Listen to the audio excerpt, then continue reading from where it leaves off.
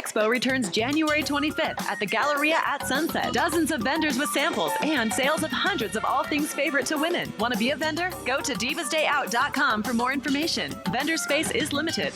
V is for victory, except on Saturdays when V is for veterans. That's Veterans Talk, the Forgotten Promise. Join us every Saturday from noon to 1. Veterans Talk every Saturday at noon on 101.5 FM, 720 AM, KDWN. The new 101.5 FM, 720 AM, KDON. The opinions of the hosts on KDWN are their own and do not necessarily reflect the views of this station, its management, or Beasley Media Group. Right now, the day's biggest news stories from a Vegas perspective. This is the Vegas Take with Sharp and Shapiro.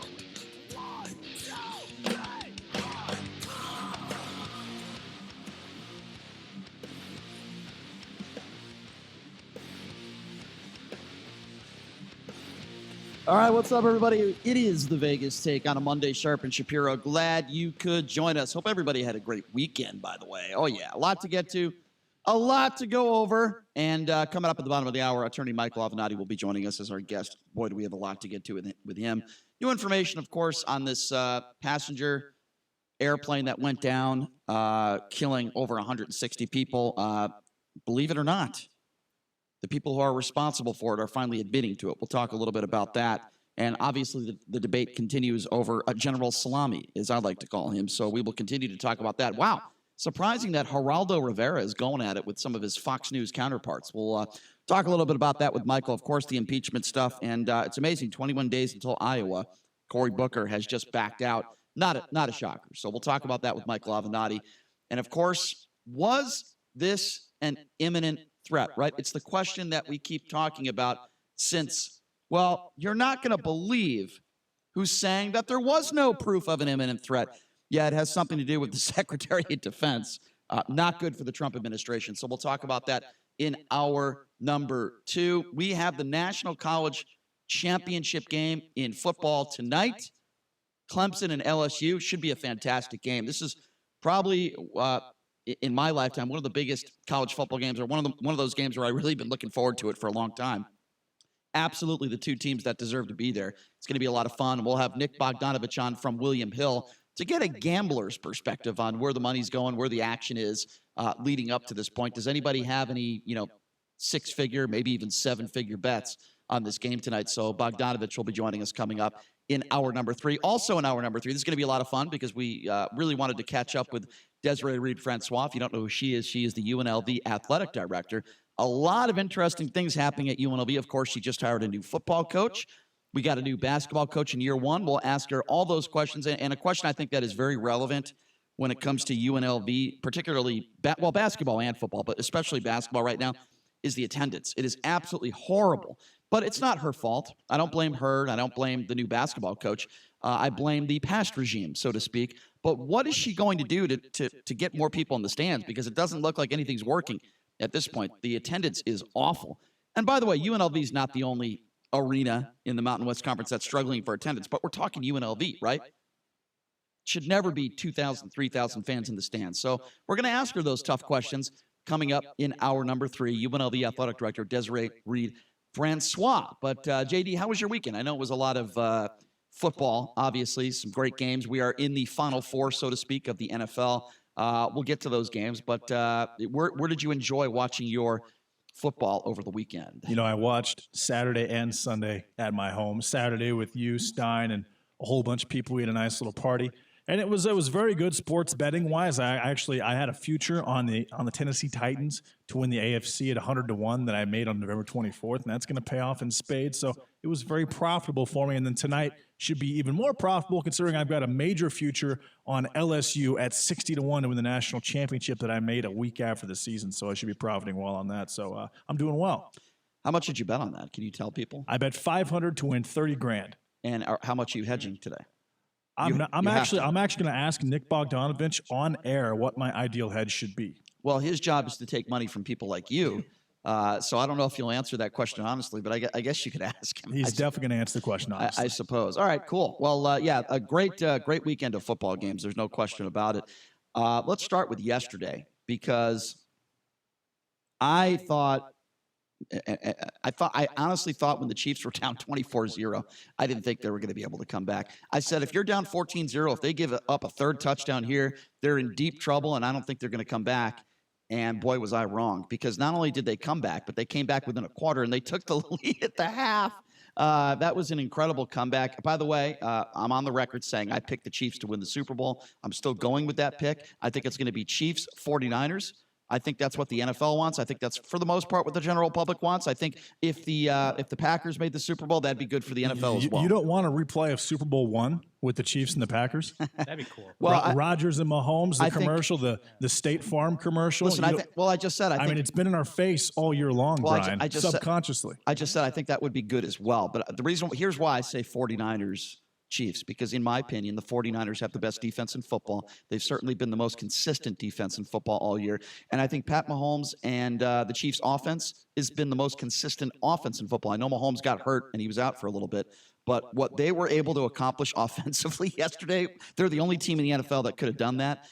So I think, for the most part, you have the best offense against the best defense, and I think it'd be a great game. You don't think they were handed that game? O'Brien, they're up 21-0, 4th and 1 from the 20. He kicks a field goal. Then he fake punts from the 25. I said it as it happened. Then they return. On the kick return, yes. it's a blatant fumble. It bounces right into the Chiefs' hands. So here's what I said Then the Texans about that. get called for about 5 to 7 holding penalties because for some reason they are incapable of guarding Travis Kelce. Well, without Travis Kelce, the Chiefs have no business being anywhere near where they are at so right here's now. my opinion on that. As it happened in real time, when he went for it, I think it was 4th and 3 instead of punting. Yeah. You're up 24-7. Unbelievable. The game is still in your control. You punt it away. You know, I wouldn't even say the Chiefs have momentum. Yeah, they just scored a touchdown, but you're still up 24-7. Everything's fine. No need to panic. Why you would go for it in that situation at 4th and 3, in my personal opinion, is one of the worst play calls in the history of the NFL. No, absolutely. I think it was that bad. Especially, combining that with being up 21-0. Yeah. And having a big back like a Carlos Hyde and having a tired defense like the Chiefs because they had those 2 turnovers. They did everything in their power to lose that game. They should have absolutely gone for it on 4th and 1. Yep. And then had they done that, I'm sure he wouldn't have. I think that he heard something from one of his coaches. There was some of the players were pissed off that they didn't go for it on 4th and 1, and then he made that boneheaded decision. But that was a top 3 worst call in NFL playoff history. Absolutely. And as it happened. And obviously they didn't get the first down. I said to everybody watching the game, I said, if they lose this game, remember that play. And I think that is the one. And you're right. There's a lot of other things that helped, of course. But that's the one play, the most important play that I think resonates with me when I say that totally changed everything. However, with that being said, the Chiefs still had to score, 50 points?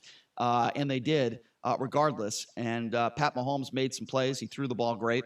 Their running game was pretty good. And the bottom line is they're in the Final Four now. And, they blew it. And I look at the first game. Well, really all 4 of the games, really. I mean, a lot of people are shocked with what took place with Baltimore. I'm not. And the reason why I'm not shocked at all, and I never thought they should have been the favorites. That's why I picked the Chiefs. I never thought they should have been the favorites to win it all. It's because Jackson's never been there before, for the most part. I mean, he has never won a big playoff game in the NFL. Pat Mahomes has been there before. And if you're going to pick a team to win it all, it has to be a quarterback that's been there before. And the Ravens beat a bad Patriots team earlier this year. Right. And that put probably some unnecessary confidence into Lamar Jackson and the Baltimore Ravens. I have a problem here. And I hope the Chiefs don't win the Super Bowl because Tyreek Hill, who broke his 3-year-old son's arm last year and threatened the life of his fiance, was not suspended. Yeah, but that's him, though. That's not the team. But to me, considering the fact that what he did, he should not be playing right now. I could probably name you. Just because of Tyreek Hill, because he should not be in the NFL based on what he did, but he's good for ratings. He's fast. He's exciting to watch, and that's why he's there. But just because of that, I hope they don't win the Super Bowl, and that's the only reason You don't why. want to see somebody like that win. Absolutely not. Well, I mean, I'm not going to root against them for that reason alone. I'd root against him, but I'm not a root against the franchise. I think you can take every franchise in the NFL that have made horrible mistakes, I guess you could argue, and players on their team that have done some horrible things, but they still did what's best for the football team. Maybe not what's best for society. What was worse, what Michael Vick did or what Tyreek Hill did? Well, absolutely Tyreek Hill, although what Michael Vick did was absolutely disgusting. I agree. And what happened to Vick? Well, he didn't play for a while, and he He was ostracized. He was labeled. He went to jail. He didn't play for a long time, and Tyreek Hill got away scot-free. Well, and now why? Vic's on TV with a TV job. Well, listen, domestic violence is one of the, to me, it's one of the worst crimes you could commit besides, short of raping somebody or killing somebody. I have a 2-year-old daughter, and if I broke her arm and threatened my wife's life, I should absolutely never be doing the radio ever again. Yeah, if there's absolute proof of that, then I think you should go to jail for at least 5 to 10. There's no question about it. But I mean, I'm just talking about football. I'm not talking about. I just think the Chiefs are going to win it all. That's just my opinion. I think it's Pat Mahomes. I think it's his time. I think we all have that time. And listen, Garoppolo is another young superstar. He's a fantastic quarterback. He's fun to watch. Their defense is really fun to watch. So I think if it is Mahomes versus Garoppolo, I think that's a great matchup. I think it'd be great for football. So anyway, yesterday. We're talking about our weekends. Well, let me start with Saturday, because Saturday, somebody knocks on my door early in the morning, wakes me up, and I am pissed off. And it's a Bernie Sanders supporter. And this woman who, in her mid-40s or so, she gives me a Bernie pamphlet. It's one of those little pamphlets that says, "Not me, us, Bernie." Now, I'm in a really, anyone who knows me knows early in the morning, I'm already not in a good mood. So I got a Bernie Sanders supporter that knocks on my door and wakes me up. So I'm pissed off. So she gives me this pamphlet. And I looked at her because I just felt like messing with her a little bit. I said, "So tell me, why do you support Bernie?" So she gave me her ridiculous reasons. Yes, I do think they were ridiculous. And then I said, "Are you comfortable?" I said, "Do you have a daughter or a son?" She goes, 16. I said, "Are you comfortable with your son or daughter making $15 an hour?" She looks at me. She said, "Yes." I said, "Really? So you're comfortable with somebody flipping burgers, having zero responsibility at 16 years old, making $15 an hour?" So she kind of gave me a blank stare. I said, "Are you comfortable with free college for all?" And she said, "Yeah." I said, "Oh, that sounds wonderful." I said, "Where's that money going to come from? All the money we pay the professors and the buildings and the electricity bill, all that stuff. Where's the money going to come from?" Couldn't give me an answer. Gave me another blank stare. I said, "Listen, I think Bernie Sanders is a nice guy. I think he means well. He's been a civil rights activist forever. I respect him, but he has some ridiculous Looney Tune opinions." And then I asked her what her husband does, because she said she was married. And she said her husband owns a small business. I said, "How many people work underneath him?" She says, "About 8. And she admitted to me that a few of those workers make minimum wage. I said, "What would it do to your husband's business if you paid minimum, everybody $15 an hour?" Gave me another blank stare. I said, "I appreciate your explanation, but I said, next time you want someone to vote for Bernie Sanders, you might want to discuss with them the concerns that the voter has." And the thing is, her husband would not have a business, especially if he had to integrate benefits and insurance. And that's why if Bernie Sanders or even Elizabeth Warren were to win the presidency, it would be great for the major businesses. But you're looking at probably 70% of small businesses would not exist. But that's even beside the point. I mean, we're talking what's right and what's wrong. Yeah, we could have that. But my opinion is this. If you're going to be supporting a candidate, you should understand it. And at a better level, if you're going to try to push others to support that candidate, you might want to be able to support some of Bernie Sanders' I shouldn't say opinions, policies. Well, especially and make sure they don't adversely affect your life and your family's life. I had that with one of Hillary Clinton's supporters, too, when she was running for president a couple of years ago. I had somebody knock on my door, and I said and it was another woman, and I said, "What would you do if your husband cheated on you with like 20 different women? Would you stick by him?" She said, "Hell no." And I said, "Then why are you supporting Hillary?"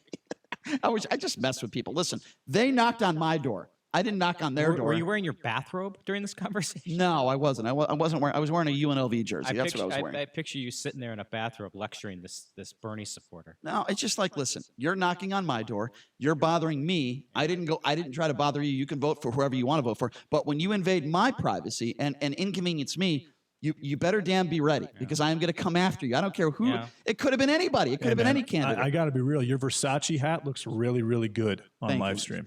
All I care about in the morning when I show up to work is impressing you with my lavish looks. That's really all I care about. Well, especially when I own it. That's really my only goal in life. All right, so let's move on to yesterday. We went to the CUN household, where we watch a lot of football games.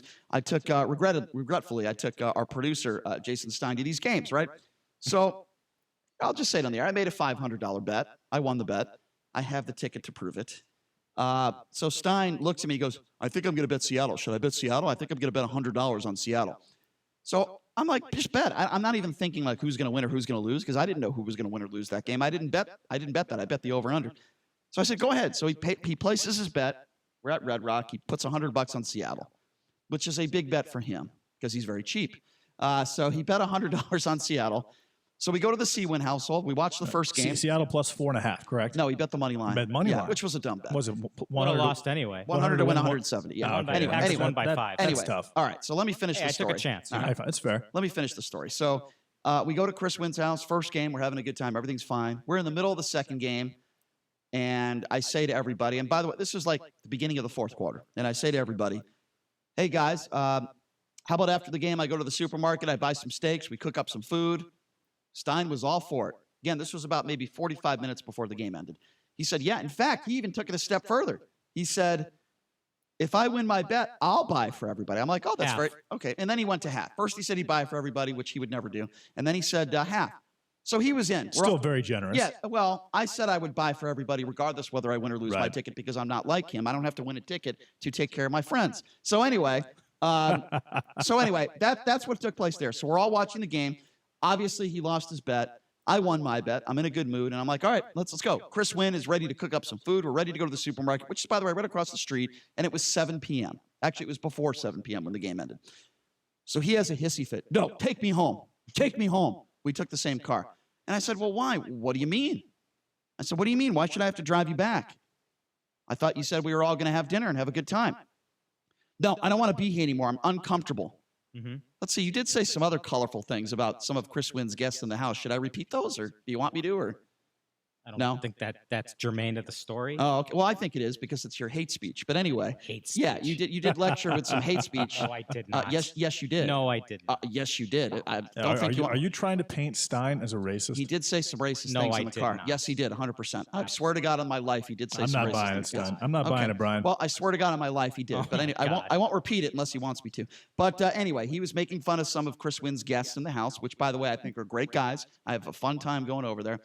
So anyway, I convinced him, like, come on, man, I'll take you back right after we cook the food. So he's bitching and complaining the whole way over to the supermarket. So finally, I stop the car and I say, all right, right now, tell me this. Are you going to be bitching and moaning for the next 2 hours, or can we enjoy a nice dinner on me, by the way? I'll buy you whatever you want. He said, I don't want steak. I said, fine, I'll buy you lobster. I'll buy you whatever you want. No problem, right? I'm like, can you please just stop complaining so we can enjoy dinner and have a good time, and then I'll take you back. He says, okay. And you were at Whole Foods?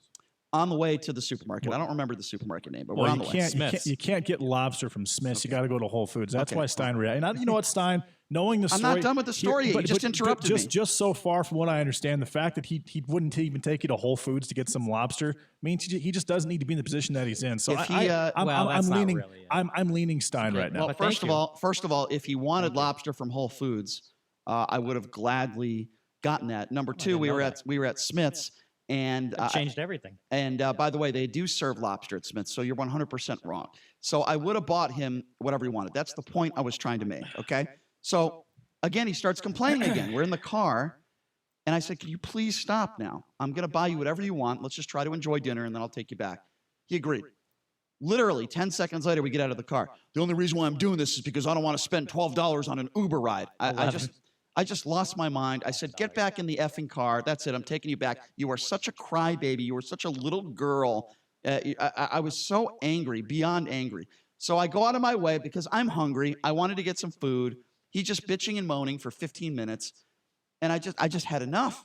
I just had enough. I lost my mind. I just had enough with him. So I drive him back out of my way. I leave angry. And then as I'm dropping him off, he tries to poke the bear again.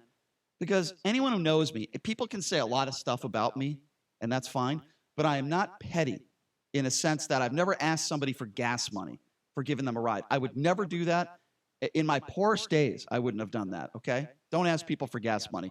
He's like, oh, here, I'm sorry to inconvenience you. He takes out his wallet. Let me give you $2 for your inconvenience, okay? So obviously that is, instead of saying, listen, Brian, I'm sorry if I overreacted. I was in a bad mood. I'm sorry. I lost the bet. I apologize. I just don't think I would have been that much fun to hang out with. I would have accepted that because I'm a very accepting person. Let's think about what kind of car do you drive, Brian? And what is the mileage on your car per gallon? I don't. I have like a little He's over saying it's 50,000 irrelevant. miles. I'm saying What does that have to do I'm with saying it? it's probably 25 miles per gallon. What does that have to do with and it? the round trip with Stein was roughly 18 to 20 miles. What does that have to do Gas with is it? about $3.39 a gallon. The $2 is No, actually we were coming reasonable. from Chris's house. It's like 4 miles. Okay, so JD, he actually overpaid you. He should have gave you $1.25. You're being a smart ass. for You know, $2 or you- $3. You get it. My point. My point is that it was like a cheap shot poking the bear. I've never asked anybody for gas money before. He was being a jerk. He was acting like a little girl, and he was being a jerk the whole time. And by the way, I have a witness to prove that. Because even before we got into the car to go to the supermarket, Chris Wynn saw his antics, and he called you a little B word, because that's the way you were acting. That's what Can I he said. defend myself? I can't wait to hear the defense of this. You did nothing wrong. You're right. I'm the jerk. You're right. I was only willing to offer you dinner. Go ahead. Go ahead. I'm ready, Stein. First of all, I have the right to. I have the right to go home, do I not? And I have the right to change my mind.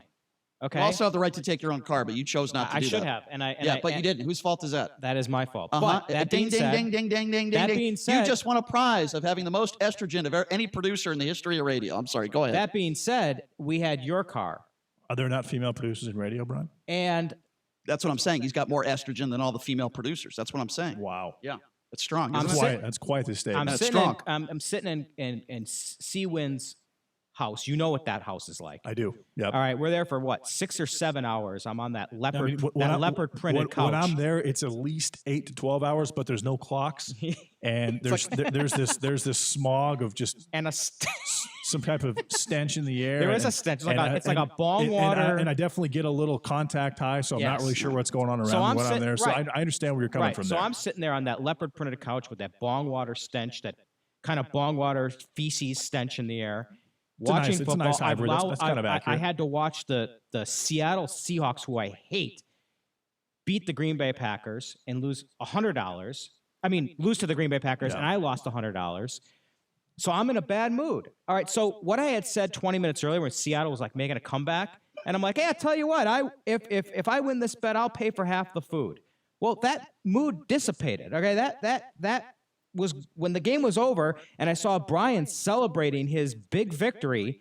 You know, let's go get steaks. I'm not in the mood to celebrate. I want to go home. because all you're a right? downer. That's I'm why. sitting there all day. I just wanted to go home. I only live 2 miles You're a- away. No, that's Well, not what yeah, you said. okay. Hold on. That's not. Hold on. and Hold I on. wanted to do no, show that's not prep, true. And I wanted to do show That's prep. not true, 'cause you said you were- He does that's not produce our show. true. Stein, how much time do you spend a night before a Monday show all prepping? night. I don't do anything. I don't have a life. I right. just sit on the laptop I don't looking for believe it. ideas. I don't And believe what that. time was this? I don't believe This was that. about 7 o'clock. He's Okay, full of so crap. he wanted to get home by 8 o'clock, spend 4 hours prepping, sleep for 6 No, hours, no, get no, here no, at 7 no. o'clock, and Not you're trying true. to disrupt that? I Not do get true. here at 7 a.m. Not true. He He actually. Brian, Hold on a he- second. He, What's the big- Stop. he outlines our entire show. Our show is No, he totally doesn't. scripted. No, he Everybody doesn't. knows What that. kind of He doesn't friend outline holds? anything. What We kind of study- friend holds a person captive? We study 60 pages of script every single day for at least 2 stop. hours, He and he outlines all of on Now it. you're how to muddying act. the waters. He outlines on how to act like a little woman. That's what he outlines. By the Jason, way, hold on. JD No. Let me talk. No, now. Whoa, one Stein. last thing. I Oh, want to say one Jesus. last thing. Jesus. Don't you think the appropriate reaction, even if I'm throwing, let's say I'm throwing a fit. Let's say Hurry I up, we have let's 2 say I minutes. have too much estrogen. Okay. Since you outline our show, Shouldn't we a only have friend 2 say- minutes. We got to go to Shouldn't break. a friend say, you know what? Fine. You know what? I'm not a friend. I think you should be here, and I think you should have dinner with us. But you know what? If you want to act like this and go home, fine. I'll take you home. You're Was right. he- was he wearing that And hat? that's it. End of Was story. he wearing Hold that on. hat End of yesterday? story. We only have a minute. No, But he's trying to keep me I've got a- prisoner in Seawind's I've house got a- and make me and force feed me a steak. I've got a story here, Yeah, Brian. what a horrible thing to do. Me and Brian were down at the Westgate. We were watching. we got a just break. listen, we were watching the game in the theater one time. Brian lost about $2,000. We were supposed That's to. true, We were too. supposed to eat after. He left immediately. That's right. But he did drive himself, and Yeah, there you that's go. where you made the mistake, is you didn't drive yourself. That's right. By the way, he was willing If to. he would have lost that he was, bet, there'd be no steak. Shut there'd up be for a no- second. Yeah. Right. I can't. Shut up. Yes, I did tell you to shut up. You said let's just go to a restaurant. So you were still willing to spend time and eat dinner. I just didn't want to hang out with you because you were so miserable last night. That's why I dropped you off. You were miserable last night. Admit that. If you won your bet, I was. The combination of losing my three things: the combination of losing my bet, being at Chris Wynn's house, and watching you celebrate another $1,000 swing, King Brian. okay, look up the definition of a drives me downer. nuts. We could. All right, I'm a downer. We could be at a strip club. There could be naked women all around us. Although I'm not sure if you would enjoy that anyway. But we could be in the best possible position as far as single men go, and you would still be a downer and you'd still be miserable. So that's what we learned from that story. Thank you very much for outlining the show, and thank you so much for your hard work every night. We greatly appreciate it. But I'll remember this the next time you lose a bet. okay, fine. We'll see how good of a If mood I you're lost, in. if I lost a bet, I would have still gone to the supermarket and bought the food. And by the way, everyone that knows me would agree with that one. All right, we're going to take a quick break, and when we come back, we'll be joined by attorney Michael Avenatti, who's joining us next. Hopefully, Stein will be in a much better mood as the show progresses, because he's still in a miserable mood, and he's been provoking me since I got through the door. We'll take a quick break. We'll be back right after this. You're listening to the Vegas Take, 101.5 FM, 720 AM, KDAWN. Hey, have you heard that ransomware attacks have increased by 500% this year? Yeah, cybercriminals are targeting all types of businesses, encrypting their data and holding it hostage unless they pay up. What if we're their next victim? Don't worry, we have Barracuda to detect, prevent, and recover from ransomware and other advanced threats. So we're secured? Absolutely. We'll pay no ransom and keep this business up and running. That's a relief. Protect your business at Barracuda.com. Barracuda, your journey secured. This is a last chance alert. It's happening. In just days, Publishers Clearinghouse will award $5,000 a week forever. Enter now at PCH.com and you could win $5,000 a week for your life. Plus, after that, $5,000 a week for life for someone you choose. The $5,000 a week forever prize is guaranteed to be awarded on February 28th. So don't miss your last chance to win. Enter at PCH.com before it's too late. That's PCH.com. Hurry, award day is almost here. Go to PCH.com now. Entries due 2/25. No purchase necessary. Void where prohibited. With Harry and Meghan and says they are transitioning from a full-time involvement in the royal family. Correspondent Max Foster has the I latest. think the first thing that stood out to me, actually, it might seem like a small thing, but the Queen refers to them as Harry and Meghan when she would normally call them the Duke and Duchess of Sussex. I think that reflects, really, the fact that we're talking about two different things here. They are members of the family, but they are also working royals. 10 killed in severe weather over the weekend, and meteorologist Chad Meyer says heavy rain could cause flooding in the southeast today. Certainly flash flood watches and warnings are going to be posted. They're going to turn that weather on up into southern Kentucky, also eastern Tennessee, and even as far east, I would say, as Hampton Roads, the Piedmont of North Carolina, good C2 to 4, and those are places that are just swamped. Democrat Cory Booker has ended his campaign for the Democratic presidential nomination, citing a lack of money. The Dow up 70. I'm Mike Moss. It's time to check the roads in the KDAWN Traffic Center. This report sponsored by CVS. The crash on the 215 Western Beltway southbound near Lake Mead Boulevard. Vehicles still off to the left. And a crash on I-15 southbound at Flamingo. That is off to the side as well. Hopefully now in the clearing stage, looks like. And now a crash reported on the 95 northbound at Las Vegas Boulevard. Those vehicles remain off to the right. And on the surface streets, an injury crash at Twain, east of Pecos McLeod. Stop by CVS today for a free prescription savings review. Visit cvs.com/RX savings for details and treat yourself well at CVS. I'm John Michaels from the KDAWN Traffic Center. Hey, have you heard that ransomware attacks have increased by 500% this year? Yeah, cybercriminals are targeting all types of businesses, encrypting their data and holding it hostage unless they pay up. What if we're their next victim? Don't worry, we have Barracuda to detect, prevent, and recover from ransomware and other advanced threats. So we're secured? Absolutely. We'll pay no ransom and keep this business up and running. That's a relief. Protect your business at Barracuda.com. Barracuda, your journey secured. Finding great candidates to hire can be like, well, trying to find a needle in a haystack, but not with ZipRecruiter. Its powerful technology actively finds and invites qualified candidates to apply to your job. So while other companies might deliver a lot of hay, ZipRecruiter finds you the needle in the haystack. See why 4 out of 5 employers who post a job on ZipRecruiter get a quality candidate within the first day. Try ZipRecruiter for free at ZipRecruiter.com/search. That's ZipRecruiter.com/search. 101.5 FM, 720 AM, KDAWN, the talk of Las Vegas. Sean Hannity, weekdays noon to 3 p.m. Now back to the Vegas Take on 101.5 FM, 720 AM, KDAWN.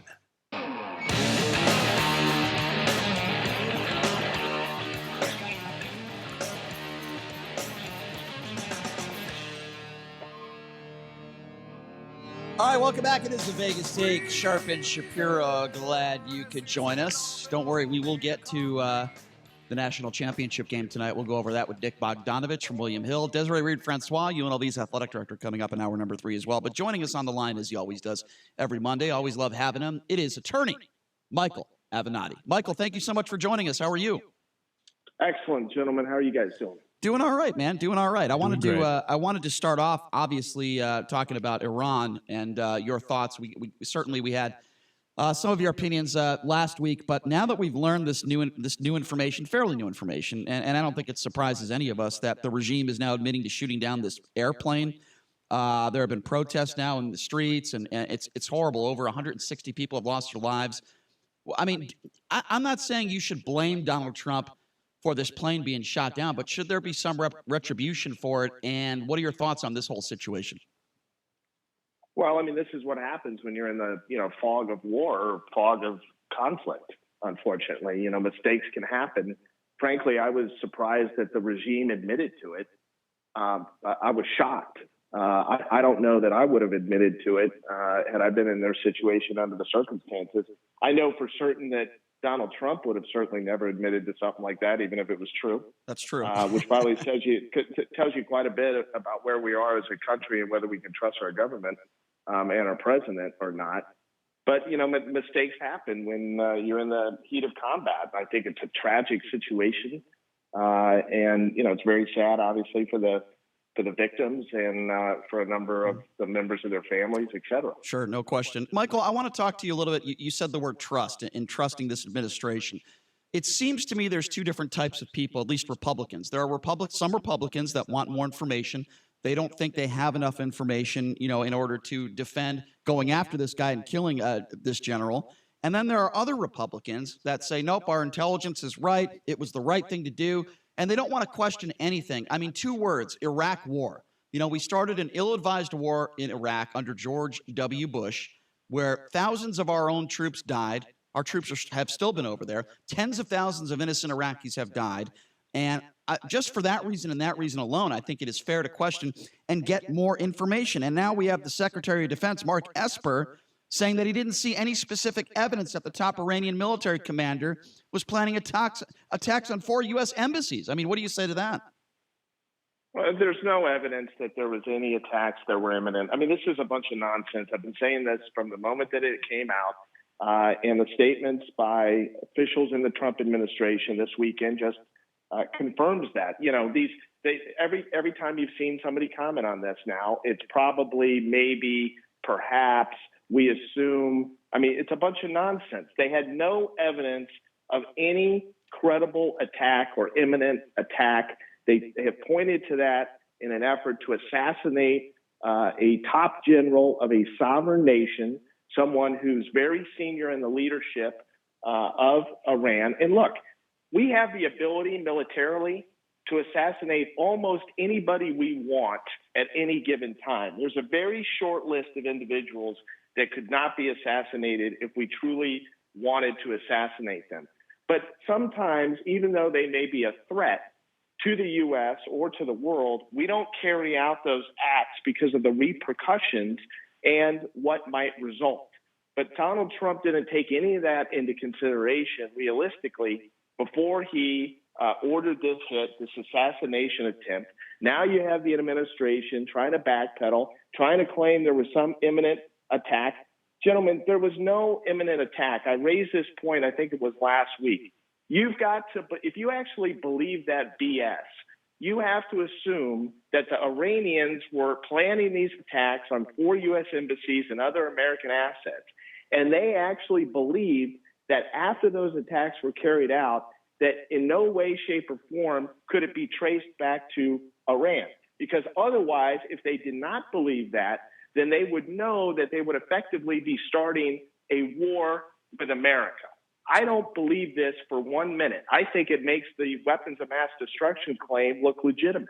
So, Michael, did you know that Donald Trump spoke fluent Arabic and typed in fluent Arabic? Because I didn't. Well, look, I'm glad that he types and speaks a fluent language, because it's certainly not English. So I'm excited to find that out. I mean, I've been waiting for a while. So he was the expectation was, so we kill Soleimani. They have basically a foiled attack against the Al Assad air base, and the expectation is, Donald Trump is the guy that's he's gonna cause a nuclear war. He's gonna cause World War III, and he decides he announces economic sanctions. Why do you think he did that as opposed to responding with force? Well, I think that people around him probably explained the seriousness of this and explained to him that we were on the precipice of a major international conflict. And I think I've said this before. It's not just when something like this happens, it's not just, okay, what is Iran going to do to target America, and what is America going to do to target Iran? These conflicts don't happen in vacuums. I mean, there's a bunch of other stakeholders around the world, other factions, other nations, other leaders that all of a sudden they weigh in on something. Mm-hmm. And these situations can get away from you in a very big hurry, because then next thing you know, you have the Israelis involved, you have the Iraqis involved, you have the Syrians involved, and that's how these things can spiral out of control in a big hurry. So I was actually pleased that there appears to have been an adult in the room. I don't know who it is, because it's certainly not Trump, but there was some adult in the room that prevailed upon him to back off. Yeah. Thankfully. I tend to agree with you on that one. If you're just joining us, we're speaking with attorney Michael Avenatti. All right, Michael, I want to play you a little bit of audio because I usually never agree with Geraldo Rivera. But for the last several days on Fox News, he's been very consistent with his opinions, echoing a lot of what you said, actually, in that we shouldn't have gone after this guy, that it was a mistake, it was an impulsive decision. So this is Geraldo Rivera on the Sean Hannity show. Debating Dan Bongino, I believe I'm pronouncing his name right. He is the buffoon who used to do NRA TV, and he's a talk show host, and he's a big right-wing supporter. So this is Dan Bongino and Geraldo Rivera getting into it on Sean Hannity. Have a listen to this. Is this the new normal? You did a nice job. Is the new normal that we assassinate the people that we don't like? He's the number 2 guy in the Iranian government. We don't like. He's like the chairman of the Joint Chiefs of Staff. Body bags. It's not like he showed up late for a birthday party. I mean, get your head out of your butt. Are you kidding me? People we don't like. You insult. I never insult you personally, buddy. But you feel that you can go gutter surfing. I'm telling you right now that I disagree with this action. That doesn't mean that I am unpatriotic. That doesn't mean that I have any special insight. We picked the fight we didn't have to pick. We picked the fight we didn't have to pick at a time we didn't have to pick. What is the Trump doctrine? Isn't the Trump doctrine to bring the troops home? Michael, your response to that, very interesting exchange. I mean, Dan needs to maybe get off the roid cycle for a few weeks or something. I mean, this guy is out of control. Seriously. I mean, he sounded like Jesse Ventura. He needs to put the steroids down for maybe 6 weeks, and maybe find a marijuana dispensary and relax. I mean, this guy, and I've gotten into this guy before. I mean, all he does is he goes on television, he literally yells and screams at the top of his lungs. I actually thought the birthday party comment was funny, though. When I saw this, I did laugh at that. I enjoyed it. I have to give Bongino credit for that. But, Geraldo's been making a lot of sense lately, and I've been very critical of Geraldo, and he and I have gone at it on a number of occasions in the last 18 months. This is a guy that I used to really admire and look up to. I loved his reporting on 2020 and a lot of the work that he did. He's been irrecognizable to me, frankly, over the last few years, relating to his support for Trump and a lot of his commentary on Fox. But I think he's been spot on relating to his assessment concerning Iran and that conflict. Yeah, I agree with you 100%. I want to go back to this because I think this is a very important point, and we're certainly going to talk about it and debate it in the next hour. But, when the defense secretary comes out and says that he did not see any specific intelligence about possible embassy attacks. Again, let me repeat that. This is the defense secretary. How on earth does the Trump administration defend that, and how do you think they're going to try to spin it and defend that? Because I think this is really, really bad. Well, I think it is really bad, and I think the way they're going to defend it is the way they defend most things, and that is they're just going to lie about it. And you're going to hear Trump basically suggest that he had specialized information or knowledge that his own defense secretary did not have, which is an absurd proposition. But there's millions of people that will actually buy into that nonsense, that BS. When he makes that statement, you watch. That's exactly what he's going to do. This whole claim that they were going to attack 4 American embassies is so outrageous to me. If they attacked 4 American embassies, there would be an absolute war declared against Iran. There'd be full military conflict. Iran would know that there'd be no escaping that. We're not talking about a single aerial strike or something like that. The full force and might of the American military would have been brought down upon Iran. They know that. I just think it's ridiculous. And I think that the administration should be forced to provide the intelligence, explain what credible information they actually had to support this, because I don't think there is any. So let's talk 2020 election from the Democratic standpoint. In the state of Iowa, Bernie Sanders is said to have taken a lead over everybody else. What are your thoughts on that? Do you think there's any legs to this?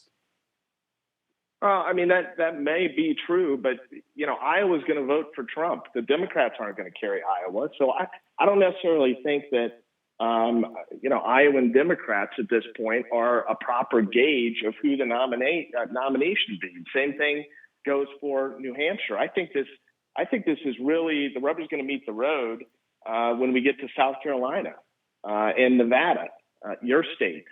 In some of these other states. That's, in my view, a better indication of who the nominee should be.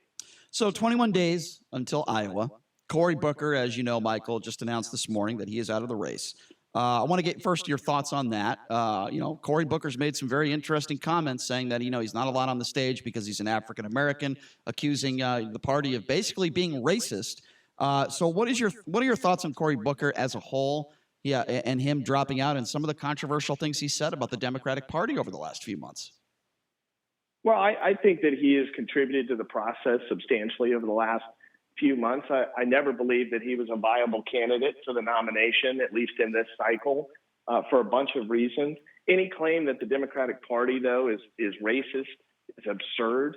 I can't tell you how many African-American individuals I know within the party. They have a lot of power within the party, a lot of control in the party.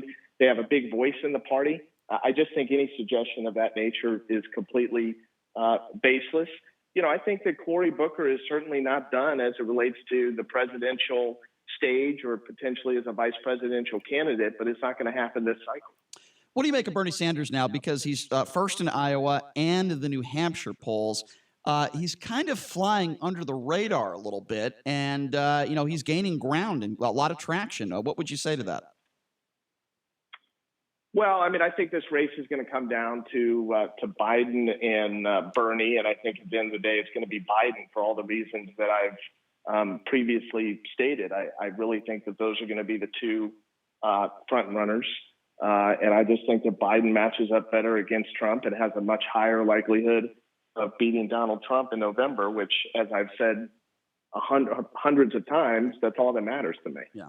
Something that the media has not talked a lot about over the course of the last week and a half because of the Iranian strike and going after Soleimani is impeachment. So let's talk a little bit about that with you, Michael. Let's start with Pelosi. Apparently, she's expected to hand over the articles to the Senate this week, still fighting over witnesses. What do you make of where we are at right now? I think that's a critical mistake. I've been saying this for weeks. I do not think that these articles should be handed over in any way, shape, or form until the Democrats are absolutely assured that this is going to be a real trial with real witnesses and a real process that will not be changed in any way, shape, or form. As long as the Republicans appear to be positioning for a bogus, predetermined outcome, I don't think the articles should be handed over. There's nothing stopping the House from continuing to investigate, compelling witnesses to testify. For instance, Lev Parnas's attorney announced today that he's going to turn over additional materials to the House Select Committee. I think that information, as I've been saying for a while, is critical. I think that Parnas should be permitted to testify. I think the House should continue to take evidence and testimony. And I would not turn over these articles. I think it's a strategic error of significant proportion. So when a guy like John Bolton comes out and he sends the message and he basically says flat out, listen, if I'm subpoenaed, I will testify. That's what he said. As a Republican, as a Mitch McConnell, for example, how do you live with yourself and how do you sleep well at night knowing that you have a guy like Bolton who is willing to testify? And we all know that a guy like Mitch McConnell, Lindsey Graham, those Nunes, those types of people, they don't want him to testify because they know in all likelihood it would probably hurt the president.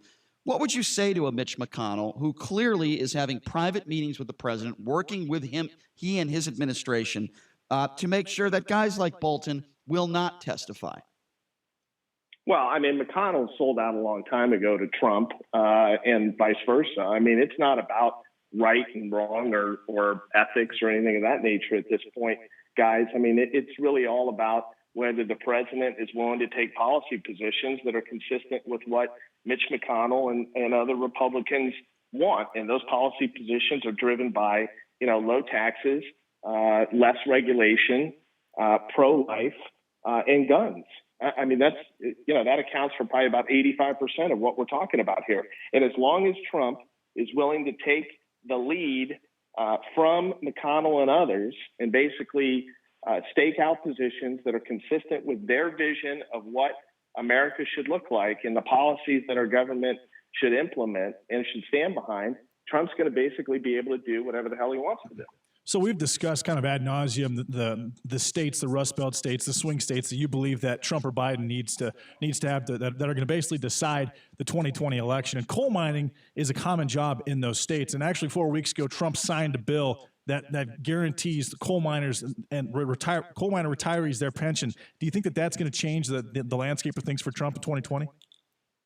I don't think it's going to necessarily change it, but it's certainly going to, assist him. I mean, they're focused on 5 or 6 key states, the 5 or 6 key states that we've talked about ad nauseum. And they understand that it's all about the Electoral College. And I've said this before, I'll say it again. It would not surprise me if Trump lost by over 6 million individual votes, the popular vote, but was reelected. And I mean, I just think if that happens, people are just going to be irate. I mean, the division, you think we're divided now, wait till that happens. So I want to ask you a little bit about the final debate tomorrow until the Iowa caucuses within the Democrats. I guess my question to you is, what do you expect? Who do you think needs to have a really strong performance? Talk to me a little bit about the upcoming debate tomorrow and a preview of it and what you expect. I think Biden needs to basically maintain status quo. I think as long as he doesn't have a disastrous night, he should be fine. I think the same thing as it relates to Bernie. I have to tell you, by the way, every time I see Larry David on Saturday Night Live do Bernie Sanders, isn't it great? It is the absolute best. I mean, it is beyond. I think Larry David does Bernie Sanders better than Bernie Sanders does Bernie Sanders. Did you know? But Michael, did you know that they are actually related? No, they're not. Really? Yes, they are. Like third generation related. I'm not shocked at all by that. I saw that, and it's crazy. It's crazy, but I can see it. I just think Larry David is so excellent on Saturday Night Live doing Sanders. Yep. I think that Mayor Pete's going to have to, have a really good night to stay in this thing long term. And the same thing with Elizabeth Warren. I mean, she's faded quite a bit, and I think that a lot of Democrats are rightfully very concerned about her electability and her ability to beat Donald Trump. And I've said it before, I'll say it again. I think she'd make a great president. I think she'd match up well against a lot of candidates. She has no shot of beating Donald Trump in 2020. Agree. It's not going to happen. I agree. I agree with you 100%. And I'm actually starting to think more and more that Joe Biden probably has the best chance. But I want to ask you, switching topics here. You're an attorney. You've won over $1 billion in settlements in your lifetime. You're obviously have been extremely successful at what you do and one of the most prominent attorneys in the country. So I want to ask you about this case. We had Nicholas Sandmann's attorney on our show last week. And as you know, Sandmann is the kid that has that smirk on his face, that stands his ground with the MAGA hat, kids standing behind him. And his attorney claimed defamation with many different entities, including CNN. CNN, they're not saying how much money, no one's really saying how much money they paid this family. I would imagine it's probably millions of dollars that could last him and his family a lifetime. I don't necessarily agree with it. I think, in my personal opinion, I see drunk drivers killing people and people paralyzed, and they're lucky if they get 10 grand. It's horrible. I don't think this kid deserved anywhere near the amount of money that CNN probably paid him. So I want to get your thoughts on this case, start to finish, and what do you make of CNN, paying him and his family? Well, Brian, I don't think it was a lot of money. Really? I just don't. I don't believe that CNN parted with millions of dollars in connection with this case. How much do you think it was? About it, and look, it could be as little as $1 and an apology. It could be $100,000, $50,000. Really? I'd be shocked. I will tell you this. If it was more than $500,000, you know what I'm going to say? If it was more than $250,000, I'd be shocked. Wow, I'm actually surprised to hear you say that. I believe you. See, listen, if it was $250,000, you pay your attorney 30%, give the kid $150,000. I'm actually okay with that. I'm okay with that. What I'm not. I mean, what are the damages? You know, the kid's got to show. Yeah. Look, the damage analysis in that case. Well, it's absurd. I mean, this is what I do for a living, right? So Right. I have a foundation upon which to talk about this. Sure. The damage analysis in that case and to quantify his damages would be very, very difficult Right. at trial. You know, he would not necessarily be a sympathetic plaintiff. Certainly, you know, others may not be sympathetic towards CNN. I'd be shocked if it was more than $250,000, and if it was anywhere close to $1 million, Right. I would, you know, you'd have to resuscitate me. Well, you know what? I'll let JD do that. I'm happy to hear you say that because I didn't think this kid deserved much money at all. But as far as the case goes, you know, he did an interview and said that he was trying to de-escalate the situation, which I think is an absolute joke. If somebody is in danger or feels like they're in danger, number one, are they going to stand their ground? And number two, are they going to have a smirk on their face while their friends behind them are laughing and joking around? To me, that whole de-escalation argument he's full of crap, and I think he got that from his attorney and or his family, and I think he's a liar. Yeah, I'm not a big fan, and that's not because he's on the right. I just think he's kind of a punk, to be honest with you. And that would be, I'd say the same thing if he was on the left. I mean, I didn't like the whole confrontation. I didn't like the smirk on his face.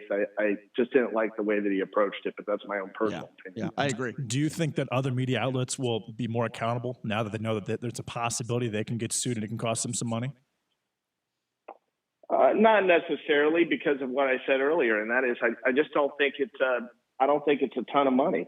I think you know, look, I'm not minimizing $250,000 or $500,000, although again I'd be shocked if it was over $250,000. But in the grand scheme of things, that's not going to necessarily change conduct by CNN and others. Well, I heard a rumor that Biff is going to be filing a lawsuit against you for calling him Biff. Is there any truth to that rumor? I've got to believe you're kidding me right now. Yes, I would he's 1,000% kidding. I would love that. I mean, that would be like a second Christmas for me in January. God, nothing would make me happier than if that happened. I also heard a rumor that you're suing him for his book, which I heard is horrible. I read one paragraph of it and I had to stop. I don't know if you have. Well, I mean, you guys were kind enough to give me a copy when I was there. You know, the second printing with the specialized title, which I appreciate very much. How's your boy Tucker Carlson doing these days? By the way, I know you guys are very close. Oh yeah, we're incredibly close, Tucker and I. You know, the Tucker's the gift that keeps on giving because he every week he says something else that is. You know, more moronic than what he said the week before. Hey, Michael, are the Kansas City Chiefs going to win the Super Bowl? You know, I hope so. I'd love to see Kansas City go back to the Super Bowl because it's been a long time. You know, look, it just shows you, you know, that's what makes sports so great. You can never predict what's going to happen. I mean, I thought the Ravens were going to, I thought for sure they would be in the Super Bowl and I predicted that they would win it all. And they just got absolutely destroyed yesterday, which shocked a lot of people. But that's one of the reasons why people love sports so much. You never know what's going to happen. That's true. Well, Michael, when are you coming out to Vegas, man? We got to see you in studio one of these days. Yeah, well, hopefully I'll be out there in the next few weeks and would love to spend some time with you guys to catch up. Awesome. And always a pleasure. And you know, congratulations on your success. You guys keep killing it. I'm gonna sue you for those nice remarks, Michael. Anyway, Michael, always great to hear from you, my man. We know how busy you are. We appreciate your time. Have a fantastic week, and we will catch up with you next week, my friend. Thank you so much. And go Tigers, GEAUX. Yes. Yeah, the Tigers. Yes. One of the Tigers are definitely going to win tonight. That's LSU. LSU. That's what I heard. Yeah, Michael, thank you so much, man. Appreciate thanks it. a lot, Michael. All right. There you go. Attorney Michael Avenatti joining us on the line. Wow, we got to a lot of stuff. Actually, very interesting. He doesn't think that this kid Sandman got much of a settlement. I'm actually glad to hear that, and I hope he's right because I don't think that kid deserved much of anything. But anyway, we're going to take a quick break, and when we come back, We're going to talk about the imminent threat, the supposed imminent threat. Well, guess what? That narrative is diminishing by the minute. I'll explain exactly what that means. Phone lines are open if you want to give us a call. 702-257-5396. Again, that number if you want to be a part of the conversation. We will take your calls next hour on the other side of the break. 257-5396. And your thoughts on Michael Avenatti's appearance. That and much, much more. We'll talk about the supposed imminent threat coming up next. You're listening to the Vegas Take right here, 101.5 FM, 720 AM, KDON. Hey, Greg, I'm so sorry to hear about your brother's heart attack. Thanks. He's okay now, but it really got me thinking about my family. You know, could my wife still pay our mortgage if I had a heart problem? Or could my kids still go to college? Man, that is really scary. Yeah, you should call my life insurance agent at Health IQ. When I got life insurance for my family last year, they saved me 41% versus any other company I looked at. 41%? That's huge. Yep. Health IQ starts by shopping everyone with the top 30 life insurance carriers to make sure they can get the lowest retail rate. Then they apply their exclusive healthy lifestyle savings, which can save you up to 41%. I literally got $1 million in coverage for my family for just $36 a month. Just $36 a month? Yep. You should check it out at healthiq.com/easy. To save that much money, I'm going to call them right now. What's that link again? healthiq.com/easy? Yep. healthiq.com/easy. Your home for Sean Hannity. KDWN Las Vegas, KKLZ HD2 Las Vegas, a Beasley Media Group station. A royal transition. Booker bails out. I'm Mike Moss. Queen Elizabeth says Harry and Meghan are transitioning from full-time involvement in the British family.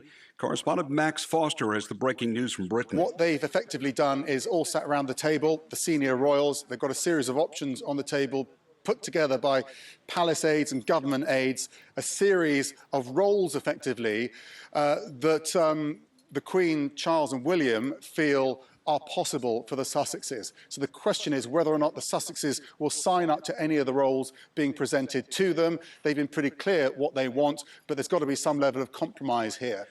Cory Booker has ended his campaign for president today with this announcement. So now I recommit myself to the work. I can't wait to get back on the campaign trail and campaign as hard as I can for whoever is the eventual nominee and for candidates up and down the ballot. Oscar nominations are out today. The Joker picked up 11, including one for Best Picture. What's with the makeup then? My mom died. Celebrating. Right. We heard. That's why we came by. I figured you could use some cheering up. Oh, that's sweet. The other Best Picture nominees are Ford versus Ferrari, The Irishman, Jojo Rabbit, Little Women, Once Upon a Time in Hollywood, Marriage Story, Parasite, and 1917. Prosecutors in New York want former Republican Congressman Chris Stewart to serve nearly 5 years in prison for insider trading. Collins pleaded guilty to passing along the information to his son. They recommend the sentence as a means of promoting respect for the law. Flooding concerns as the southeast braces for heavy rain. Over the weekend, storms, including tornadoes, killed at least 10 people. On Wall Street, the Dow is up 61 points. It's time to check the roads in the KDON Traffic Center. This report sponsored by Lowe's. Police conducting a hit-and-run accident investigation on Alta at Southtown Center Drive. And a crash with injuries reported on Charleston west of Fort Apache Road. Watch for police and fire staged at the scene. Expect slowing and lane restrictions. Another injury crash at Twain east of Pecos McLeod. That one's still a factor. And on I-15 north and southbound, no delays between the Spaghetti Bowl and the Southern Beltway. Pros do it right by shopping at Lowe's to save on the supplies they need most from the brands they trust to get the job done.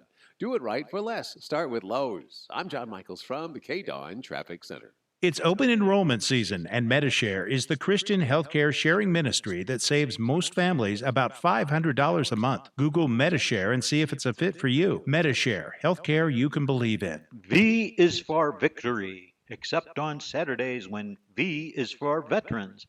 That's Veterans Talk, the Forgotten Promise. Join us every Saturday from noon to 1. Veterans Talk every Saturday at noon on 101.5 FM, 720 AM, KDWN. A Home for Spot is a nonprofit group of dog lovers whose mission is to rescue, provide sanctuary, and ultimately to rehome abandoned, stray, and neglected dogs. To donate, foster, or adopt, go online to ahome4spot.com. Warning: this product contains nicotine.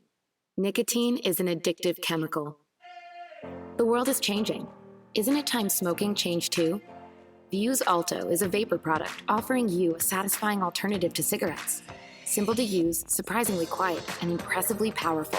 Our best vapor yet at our best price ever, 99 cents, plus tax at participating retailers. 99-cent offer applies to Alto device. Pods sold separately. Underage sale prohibited. It's a new year, so why not work on you? Make a New Year's resolution that includes a beautiful and improved smile. AQ Dental Services has the experience and on-site lab to help make your smile reflect a new and improved you. AQ Dental has an on-site tooth designer, 3D scanner, and can craft the smile of your dreams. Make an appointment today at 702-565-6000. If you have a problem with your teeth and you don't know what to do, pick up the phone and call AQ. 702-565-6000. 702-565-6000 or visit aqdentureservice.com. 5 minutes of your time can change a teacher's life. The Smith Center and the Rogers Foundation ask you to nominate outstanding teachers for the Heart of Education Awards. Nominations run now through January 17th at theheartofeducation.org. 20 winners will each receive $5,000.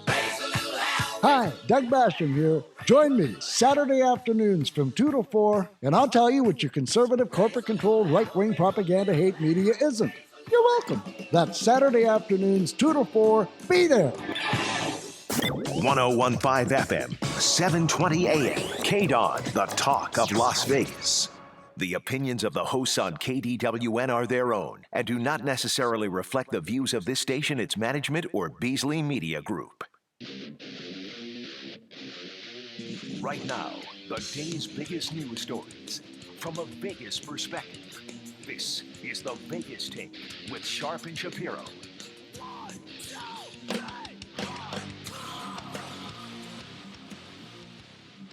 All right, welcome back. It is the Vegas Take, Sharp and Shapiro. Glad you could join us. Rolling out the red carpet for hour number 2. By the way, just a quick reminder, coming up later in the show, UNLV Athletic Director Desiree Reed Francois will be joining us. Also, from a gambling perspective, all the crazy action in the NFL and, of course, the college football championship game tonight, which I am so looking forward to. Nick Bogdanovich from William Hill will be joining us, and I really do believe William Hill is the best in the business, certainly in this town, when it comes to sports books. So he'll be joining us coming up in hour number 3 as well. We have an interesting story. I shouldn't laugh at this story. It's not funny, but I'm going to laugh anyway because it's pathetic. A local Vegas high school theater manager was caught masturbating in his office. And he used I guess 4 or 5 kids reported it, and I guess he used the excuse that he was just fixing his zipper. I'm sorry, I don't mean to laugh, but it is. Listen, I don't want to see any kids watching an adult masturbating. There's nothing funny about that. It's disgusting. But the story itself and his excuse is funny. Anyway, we'll get to this story coming up a little bit later on in the program. But I want to stick to this, this imminent threat that we've heard from the president and his administration, and it's very difficult to defend now. And the reason why I say that is because the Secretary of Defense, Mark Esper, had this to say on CBS Face the Nation when asked about the imminent threat and specifically these attacks that were allegedly planned on these 4 U.S. embassies. Well, the president didn't say it was a tangible, he didn't cite a specific piece of evidence. What he said is he believed. Are you saying there wasn't one? I didn't see one with regard to 4 embassies. What I'm saying is I assured the president that probably my expectation was they were going to go after our embassies. So no specific evidence. Okay, keep in mind, folks, this is the Secretary of Defense, Mark Esper, who just said on national TV that he hasn't seen any specific evidence, and it was just an opinion brought forth by the president, and an opinion only. No direct evidence that these 4 U.S. embassies were going to be attacked. We've also heard that there has been no specific dates mentioned, but even Pompeo admitted that. No specific dates, no specific locations, according to Mike Pompeo. And now we have the Secretary of Defense, Mark Esper, on CBS Face the Nation, who says that he didn't see any specific evidence. How do you defend that if you're the president of the United States? Now, we've had some very prominent politicians on our show last week. Let's start with Congresswoman Dina Titus. She appeared on our show Thursday, and she was asked, has she gone to any of the, she's been to some of these meetings where they gave, they declassified some information to her. She was asked about these Iran briefings. Here's what she had to say on our show on Thursday. Well, I've actually been in 2 classified briefings. One is a member of the Homeland Security Committee, and then one that was for all members of the House. There you had the Secretary of Defense, Secretary of State, the chairman of the Joint Chiefs. So it was a very high-level briefing. I can't, you're right, tell you any of the specifics, but I can tell you that most members thought that it was insufficient and that we weren't really given any evidence like dates or targets or the imminent threat. Okay, that is a problem. Okay, that is Congresswoman Dina Titus, who appeared on our show Thursday. Now, there have also been Republican senators that have echoed the exact same thing that the Congresswoman said on this show. We also had Congressman Seth Moulton, former presidential candidate, a war hero who was deployed 4 times in Iraq. He was asked on our show Friday about evidence or lack thereof of imminent threat, and here's what he had to say. Look, I have yet to see any evidence of some new imminent attack. And if the administration has that, then let's show it. But, right after this attack, the Vice President Pence, who's, not exactly about to win a MacArthur Genius Grant, but he goes out there and says that, we had to attack Iran because they sponsored 9/11. I mean, it's just completely false. Yeah, but and the didn't point he say is that they don't have their story straight because they're trying to make it up as they go. They don't have their story straight because they're trying to make it up as they go. Again, that is Congressman Seth Moulton, a war hero who was deployed 4 times, in Iraq. And by the way, when he bounced out of the presidential race, Donald Trump said, whoever this guy is, he's out now. Just another example of the president speaking down and attacking someone who has more heroism in his pinky than Donald Trump has in his whole body. This is a problem, and this is the question I pose to our listeners right now. You just heard from Congressman Seth Moulton, who was on our show last week. You just heard from Congresswoman Dina Titus, who was on our show. You heard from Secretary of Defense Mark Esper, who was on national television and said he has not seen any specific evidence that the top Iranian military commander, Soleimani, was planning attacks on 4 U.S. embassies. You had Mike Pompeo last week in his press conference, who couldn't be more, by the way, of a Donald Trump lackey, who also said that we don't have any specific targets, we don't have any specific dates. The only person that's talking about specific targets is Donald Trump. So I ask you this question. Who do you believe here? What do you think? Do you believe the President of the United States? Or do you believe the Secretary of Defense? Do you believe some of these politicians like we've had on our show? Or do you believe the President and we shouldn't question it? The number to call is 702-257-5396. Again, that number, if you'd like to be a part of the program, we'll hear from you right now. 257-5396 is the number to call. I think it's a bunch of baloney, or maybe salami in this case. And I truly believe that the president is making it up as he goes along, as Congressman Seth Moulton said. I think this is crap. Nobody is feeling sorry for this general. Okay, so then you actually think it is distraction from impeachment? I didn't say that. I have not mentioned impeachment in this entire conversation. Well, you're implying that there's a reason why they killed Soleimani, and despite the fact that they have no reasoning. There's no evidence that he was actually planning any attacks, but he was actively involved with the attack on the U.S. Embassy in Iraq, and he was meeting with that team when he was killed. But you don't mention that, of course. But so why do you think that Soleimani was killed then, Brian? Okay, well, the U.S. Embassy in Iraq has been threatened for 15 years. Let's just start there. That's number one. I'm talking about an attack, not a threat. Okay, they have had a threat for 15 years on that embassy. That's number one. Number two, I didn't mention impeachment. I don't think he did it intentionally so the media wouldn't talk about impeachment. I actually do not believe that. Here's what I believe. And I don't know why you said that, because I in this entire monologue to start the segment, I haven't mentioned that. What I will say, I know you haven't mentioned. What I'm getting at is, why are you suggesting that he killed Soleimani? Then why did he decide to murder this 5-star Iranian general? Here's my opinion on it. If he wasn't actually a quote unquote imminent threat. So I am going to echo what I think a lot of Democrats are saying, and that is this. I believe that he made an impulsive decision to be the quote-unquote, and by the way, Seth Moulton said the same thing on our show, to be the quote-unquote tough guy. I believe there were some comments that the Iranian government made in the days prior saying, well, there's nothing you can do about this. And I believe it was more of an ego trip for him and a power trip for him to show that he is the tough guy. He made very similar statements when Barack Obama was president, where he said that he's doing this, to try to get reelected. He's doing this for these types of reasons. Well, that would imply that it was a distraction from impeachment. Well, I'm going into saying that it's not. That doesn't jive. I'm going into Donald Trump's mind of the tweets that he made under perhaps similar circumstances, even though Obama did not do it.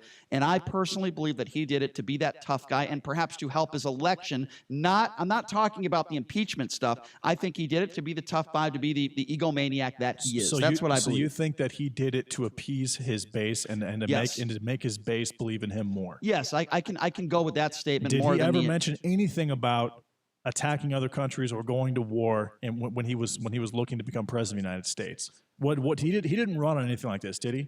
In fact, the left was convinced that he was going to start World War III. He criticized the war in Iraq. He has criticized a lot of different acts of war. So he criticized the war in Iraq, but he was elected president. So then, how is he appeasing the base if his base doesn't want to be in Iraq? What he said by killing someone a high-ranking Iranian actually in Iraq. What he says before being elected, like we're going to build a war and Mexico is going to pay for it, and what he does now are two completely different things. He'll say whatever he needs to say to be elected, and obviously it worked because I think Americans, some of which are very gullible. Let's take your phone call, 702-257-5396.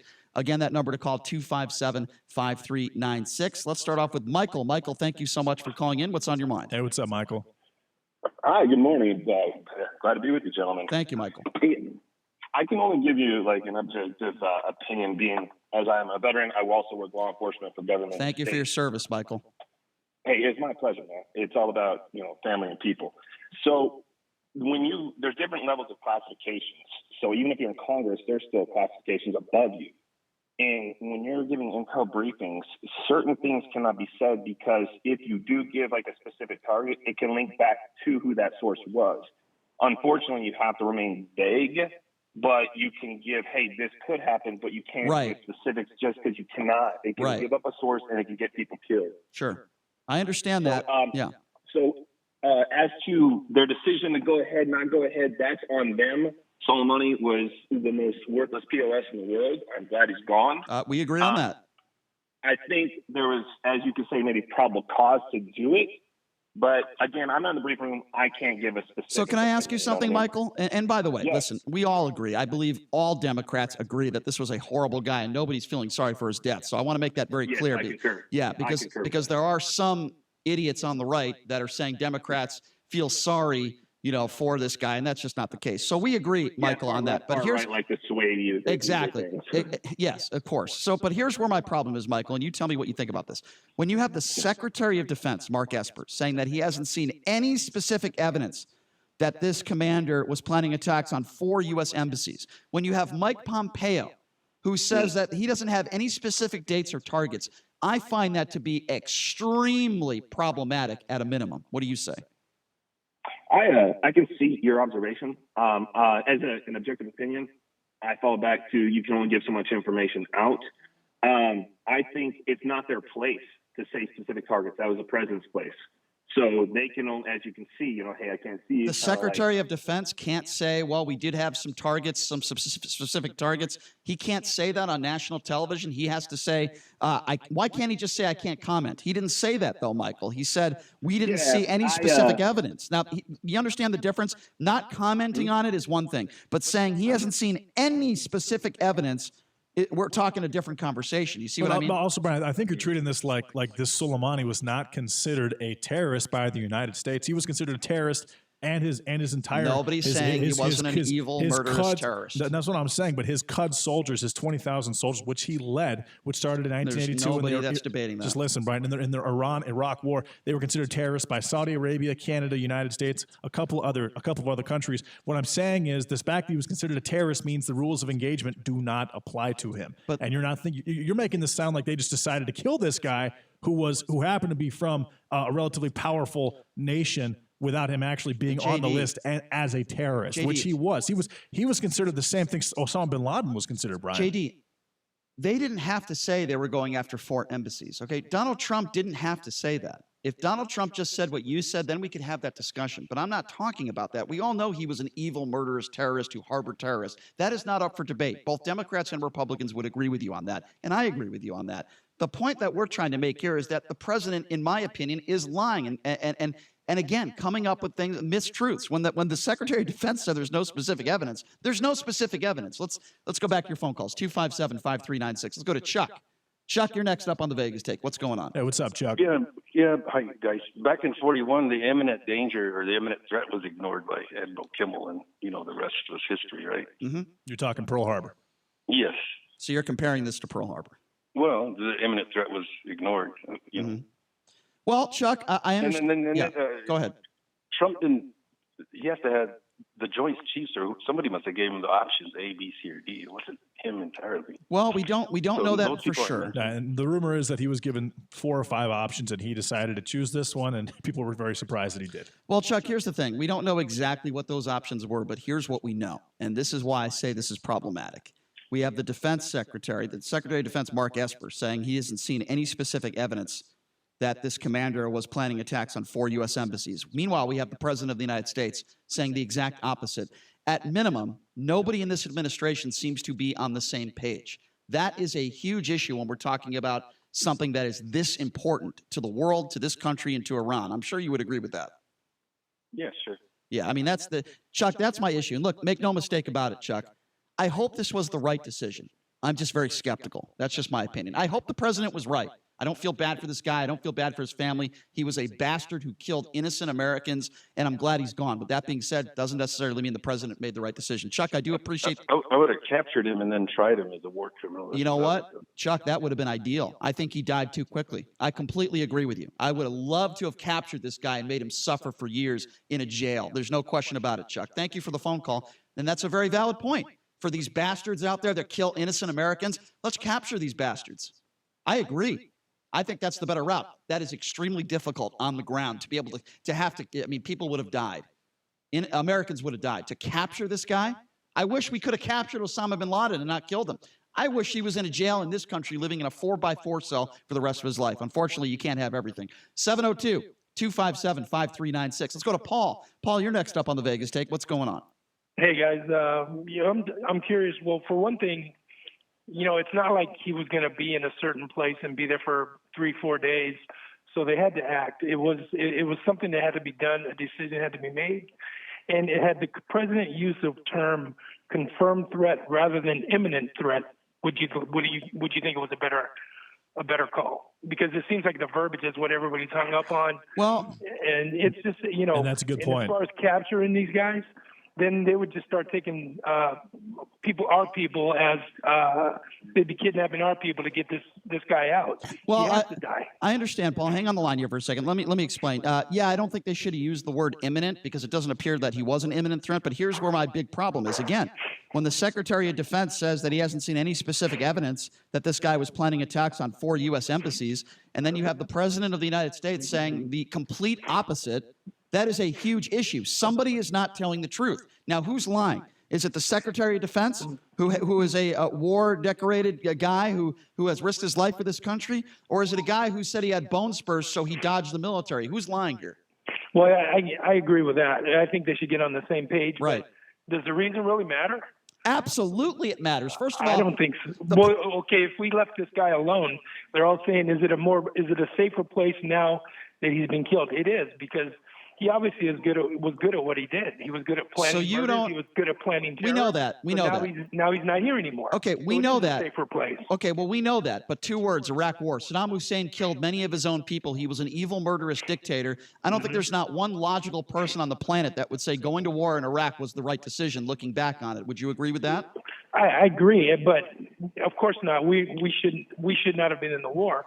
But that person's gone, and it was a heavy price that everybody paid. I agree. With that. But that was all based on the rally around the flag patriotism, the fact that Iraq. No, it was based on faulty intelligence. Just listen, that Iraq was possibly harboring terrorists, and the fact that we thought there was weapons of mass destruction. But without 9/11, I don't think that war takes place, Brian. Okay, but regardless, we went to war and we shouldn't have based on faulty intelligence. I believe now we went after this guy who was a horrible person, but we don't know if it was the right decision. Paul, I appreciate the call. I got to get to some good of call, Paul. And I would say that he was definitely a confirmed threat, and they should have used that logic or used that terminology. Saying imminent means that there was an immediate danger, which there wasn't. Either troops were in danger, or in the United States assets or weaponry were in danger, which they weren't. And again, if that's not the case, then that's an issue. Well, yeah, it's an issue when the president lies. He seems to do it on a regular basis. But I think it's a bigger issue that you're so angry about the fact that he used the word imminent threat when this guy was a terrorist. He was a documented You're not terrorist. listening to me. The rules of engagement didn't apply to him. The fact that he's dead is a good thing. He attacked the embassy 3 weeks ago. He's killed over 600 Americans. He wasn't just going to stop planning these things.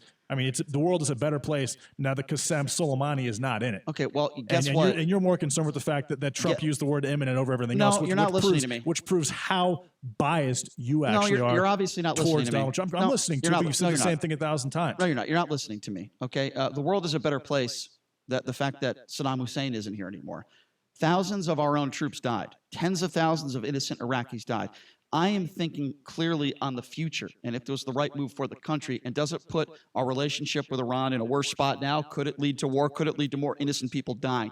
That is the way I am thinking. And by the way, it's not just a word he used. It's a lie. And what I mean by lie is he said that this guy was planning attacks on 4 U.S. embassies. We have the Secretary of Defense that's saying he hasn't seen any evidence to support that. That is a flat-out lie. That is my concern. It's not verbiage here. We're not talking about a word that should be used. It's a lie. If this were consistently bipartisan government where both sides got along, I would completely agree with that. But considering what's happening and how much left has attacked Donald Trump, am I surprised that Pompeo didn't give more information? No, I'm not. But it's again, not about giving more information. It is, though. No, it's not. Mark Esper said he didn't. It's not like he just said, I can't answer that question. He said he hasn't seen any specific evidence that this guy was planning attacks on the 4 U.S. embassies. This isn't just some Democratic politician. This is the Secretary of Defense.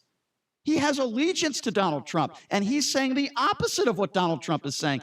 That is a huge problem, JD. 257-5396. Let's go to Marie. Marie, you're next up on the Vegas Take. What's going on? Hey, what's up, Marie? Hey, hi. Listen, just some clarification and perhaps some correction here. There is actually no comparison between General Soleimani and Osama bin Laden. First of all, the very definition of a terrorist, is non-state actor. So that was Osama bin Laden.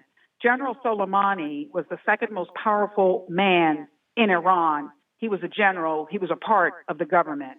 So he was not a terrorist, and he was not a non-state actor. Okay. So that makes a huge difference between these two individuals. Okay. Can I just say one thing, Marie? And then I'll keep you on the line, I promise. Sure. I get your point. No, what I'm saying is he was literally labeled a terrorist by the United States government in 2019. Well, by our definitions, I mean, I'm just talking about in the world of I understand, policy. Marie, I get your point. He's not a terrorist. Okay, now and the other point that I wanted to make is that this wasn't oh my gosh, we know where he is. This General Soleimani has been extremely effective, unfortunately for our country, but he has been under constant surveillance since the George W. Bush administration. That is true. So they always knew where he was. That's true. So this wasn't we found him, so now we can get him. No, well, listen, those I are. will say, yeah. Mm-hmm. I was just going to say those are extremely valid points. I think we all could agree, though, this was a bad guy who killed innocent Americans. He was a bad guy. Yeah. I'm not going to defend him. Yeah, and I'm not defending him either. I'm just putting the I understand. You're right. Historical facts in perspective. No, you're right. Those are facts that Republicans don't want to hear. Republicans don't want to hear those facts. Trump supporters don't want to hear those facts. But you're absolutely right. You make valid points. And my opinions are agnostic. I'm just giving you the facts, and that is that there is no comparison. He was a bad guy, and I think your points about Iraq and Saddam Hussein and his sons were valid too. Because the reality is they were all bad people, but they ended up being assassinated behind a lie. Of course. And the last thing that I'll say is I'm going to say something that's not being said. I do believe this was a diversionary tactic. And I wouldn't be surprised if we saw other things going down the line before all is said and done. Thanks for listening. Thank you, Marie. You made a lot of good valid points. Call, Marie. Listen, I'm not taking anything off the table at this point. What I believe is what I believe. And I think that Donald Trump did this for several different reasons, and I don't think they're valid. That's just, again, she made some valid points there, but I'm not going to defend this guy, and I don't think she was defending him either. And it came out that Trump actually okayed his death 8 months ago if he did kill any Americans in that time frame. That came out about 8 or 9 hours ago. Brad, I got about 45 seconds for you, my friend. Then I got to go to break. What's going on? What's up, Brad? So here's my point, is that if you can't trust the intelligence community, who can you trust? And what I mean by that is they leaked that the quid pro quo. So I have to have confidence that something's going to come out leak-wise that what Trump did with this attack is wrong.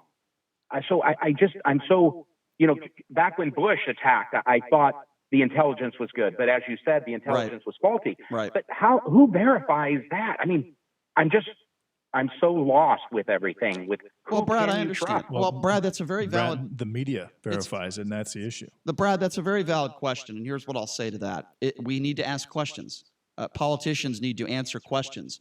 They need to be asked questions, and they need to be hard-pressed because, listen, we're talking about innocent lives. We're talking about our soldiers. We're talking about war. It's tough to trust anybody these days. You can't really trust somebody walking down the street, let alone the President of the United States, sadly. We're going to continue to take more of your calls on the other side of the break. Who can you trust? He asked a very valid question. You can trust me, Brad. Trust me. Trust Shapiro. Trust the Vegas Take. 702-257-5396, the number to call. Take a quick break. Be back right after this. You are listening to the Vegas Take. Here is some great news. If you missed the deadline to sign up for health insurance, or if you sign up for a plan that you're just not happy with, you still have a choice. It's called MediShare. It's the affordable alternative to health insurance, and it's worked beautifully for 25 years. They have more than 400,000 members now around the country. MediShare is a Christian healthcare sharing ministry, and over the years, members have shared over $3 billion of each other's medical bills, so they could help share your needs too. And best of all, you could save a lot of money with MediShare. The typical savings for a family is about $500 a month. Your savings could be more or less, but think about what you could do with that extra money every month. You're not stuck with a high-cost health plan. You can join MediShare anytime, so call them today and check it out. Here's the number to find out more, and there's no pressure. They are super easy to talk to. Call 844-91-BIBLE. That's 844-91-BIBLE. 844-91-BIBLE. Queen Elizabeth has agreed to grant Prince Harry and his wife Meghan their wish for a more independent life, allowing them to move part-time to Canada while remaining firmly in the House of Windsor. Cory Booker's presidential campaign is over. Correspondent Rebecca Buck reports his announcement came first in an email where he admitted the money just wasn't there to continue. Resources were the key question here for Booker. He only raised $6.6 million in the last quarter of 2019, which was his best quarter of the campaign, but far behind the leaders in this race. President Trump says the Senate should simply dismiss the impeachment case against him. The Republican leader of the Senate, Mitch McConnell, has signed on to a plan to dismiss the impeachment charges, but does not have enough Senate support for it. Trump was impeached on charges of abuse of power and obstruction of Congress over his actions toward Ukraine. On Wall Street, the Dow is up about 50 points. I'm Mike Moss. It's time to check the roads in the KDON Traffic Center. This report sponsored by Lowe's. Watch for slowing for the crash at Charleston, just west of Fort Apache Road. Police and fire on scene. And also a traffic hazard was reported. Russell at Stephanie, that may be debris to watch for. A crash on Tropicana at Box Street. And one more, it's an accident reported at Rainbow Boulevard at West Cliff Drive. No delays to report 95 east side or west side. And pros do it right by shopping at Lowe's to save on the supplies they need most from the brands they trust to get the job done. Do it right for less. Start with Lowe's. I'm John Michaels from the KDON Traffic Center. With PatriotSoftware.com, accounting and payroll, keep your time and money. Mike Capel here, serial entrepreneur. My second business was open 6 days a week and I worked from home the 7th day. I maintained that ridiculous schedule for 8 years. One Saturday morning in 1999, I woke up late for work and was greeted by my 6-year-old. Oh, hi, Dad. Why aren't you at work? I answered, because it's Saturday. He said, Oh, thanks for visiting, Dad. His words pierced my heart. I had become a workaholic. It was decision time. What's more important, family or work? I chose family and I stopped working 7 days a week. That's why I created Patriot Software, so entrepreneurs can run their payroll in minutes, which gives more time for their families. Go to patriotsoftware.com. Use promo code RADIO and get 2 months of payroll processing free. That's patriotsoftware.com. O'Reilly. This is Jesse's O'Reilly Auto Parts story. As a nurse, not making it to work was not an option. But driving through the snow with my wiper blades struggling, I just didn't feel safe. So I pulled into O'Reilly Auto Parts, and before I knew it, an employee was offering to install the wiper blades on my car. I got to stay out of the snow for a moment, and I still made it to work on time. O'Reilly Auto Parts. 1015 FM, 720 AM, KDON, the talk of Las Vegas. Mark Levin, weekdays 3 p.m. to 6 p.m. Now back to the Vegas Take on 1015 FM, 720 AM, KDON.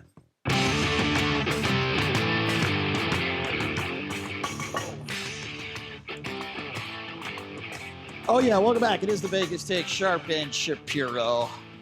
Man, the late, great Chris Cornell. I miss that guy, Soundgarden. I grew up with that music.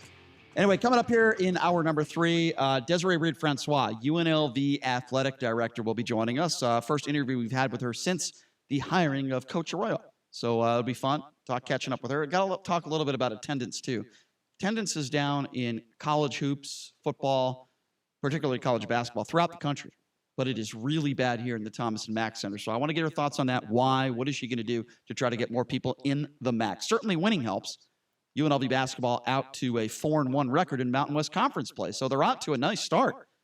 But is that enough to get people in the building? But we're talking, of course, about the so-called imminent threat. Donald Trump saying that 4 embassies were going to be attacked at the hands of Soleimani. If that is the case, then why is the Secretary of Defense, Mark Esper, saying the exact opposite? Why is Mike Pompeo saying that he had no specific dates or venues where these attacks were going to take place? Why are we hearing different things from members of the administration? And why is the press secretary, Grisham, not doing any press conferences, only going on Fox and Friends? Why is she getting paid $180,000 a year, not doing her job? It's like not even showing up to work. What is it she actually does every day besides making a few appearances on right-wing shows?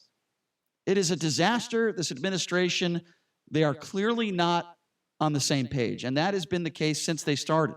You know, Nick Mulvaney saying that there was a quid pro quo, doing a press conference saying, get over it. There was a quid pro quo. I mean, the opposite of what the president is echoing. Are people just really bad at their jobs that work under the president, or is somebody lying? I think that is a fair question to answer. Does that not bother you as an American that we have the Secretary of Defense saying something completely different based on evidence and the president on opposite ends of the spectrum? Does that not bother you as an American? I don't care if you're a Republican or a Democrat. I don't care if you're a Trump supporter or not. How does that not bother you as an American? That's the question that I ask. Maybe this was the right thing to do. Geez, I hope it was. But evidence points to the fact that the president is lying once again. When it comes to something very serious, this isn't about cheating on your wife. This isn't about a $120,000 payment to a porn star. This is about the possibility of war and taking out generals in other countries. You can't lie about this stuff. It's one thing to lie to your wife and cheat on your wife. It's another thing when you're the president of the United States and you're making stuff up as you go. This is a serious situation. And there needs to be some sort of transparency, and the Trump administration, they all need to be on the same page. You cannot tell me they are on the same page. What are your thoughts on that? 702-257-5396 is the number to call. Again, that number if you want to be a part of the program, 257-5396. Why don't we start off with Brady? Brady, you're next up. What's going on? What's up, good Brady? morning, gentlemen. Hey, my point is, thank God we don't have libtards like you running our military, because back in April 2019, Pompeo designated Iran's revolutionary Pot him guard down in for the a second. Pot him down for a second. I'll keep you on the line, Brady, but if you're going to start off by insulting me, I'm going to make you look like the moron, not me. You called me. No, keep potting him down. I don't want to hear his voice. If you're going to start off a conversation by calling me a libtard, first of all, I voted Republican and I voted Democrat. Second of all, I did not vote for Hillary Clinton. Third of all, I voted for Mitt Romney. Fourth of all, unlike you, I am not a partisan hack, and I go after the left and the right when I see fit to. So if you're going to start off a conversation by, if you want to insult me and call me a moron or an idiot, and that's your opinion, that's fine, have at it. But if you're going to call me a liberal, or in this case, a libtard, you are factually inaccurate, my friend. So if you'd like to make a point, I don't know what that point is, I will give you another opportunity, sir. But you have no idea what my voting record is because I just told you. So would you like to take back what you just said? Okay, moron, Brian. Okay, thank you. Thank you for establishing that. Okay, go ahead, keep going. We'll let him keep going. Go ahead. You said moron was acceptable, so I'll go back to that. Or buffoon, Okay. Brian. Okay. Well, I think you're an idiot because you call into the show every day and you fail to go after any Republican. You fail to go after any Republican or anybody on the right, ever. My point. Answer my question. Answer my question. Do you have any negative things or criticisms about Donald Trump or any Republican for that matter that is in office? Answer the question. Yeah, you should have nuked the whole country of Iran. You should have nuked. So hold on a second. You're calling me a libtard, and you just made a comment on a radio station saying that we should nuke an entire country. Every mullah in the area. Can I ask you a question, Brady? And please be honest. Were you out in the short bus and in school? Be honest. Were you? Pardon me? Were you? Answer the question. Was I what in school?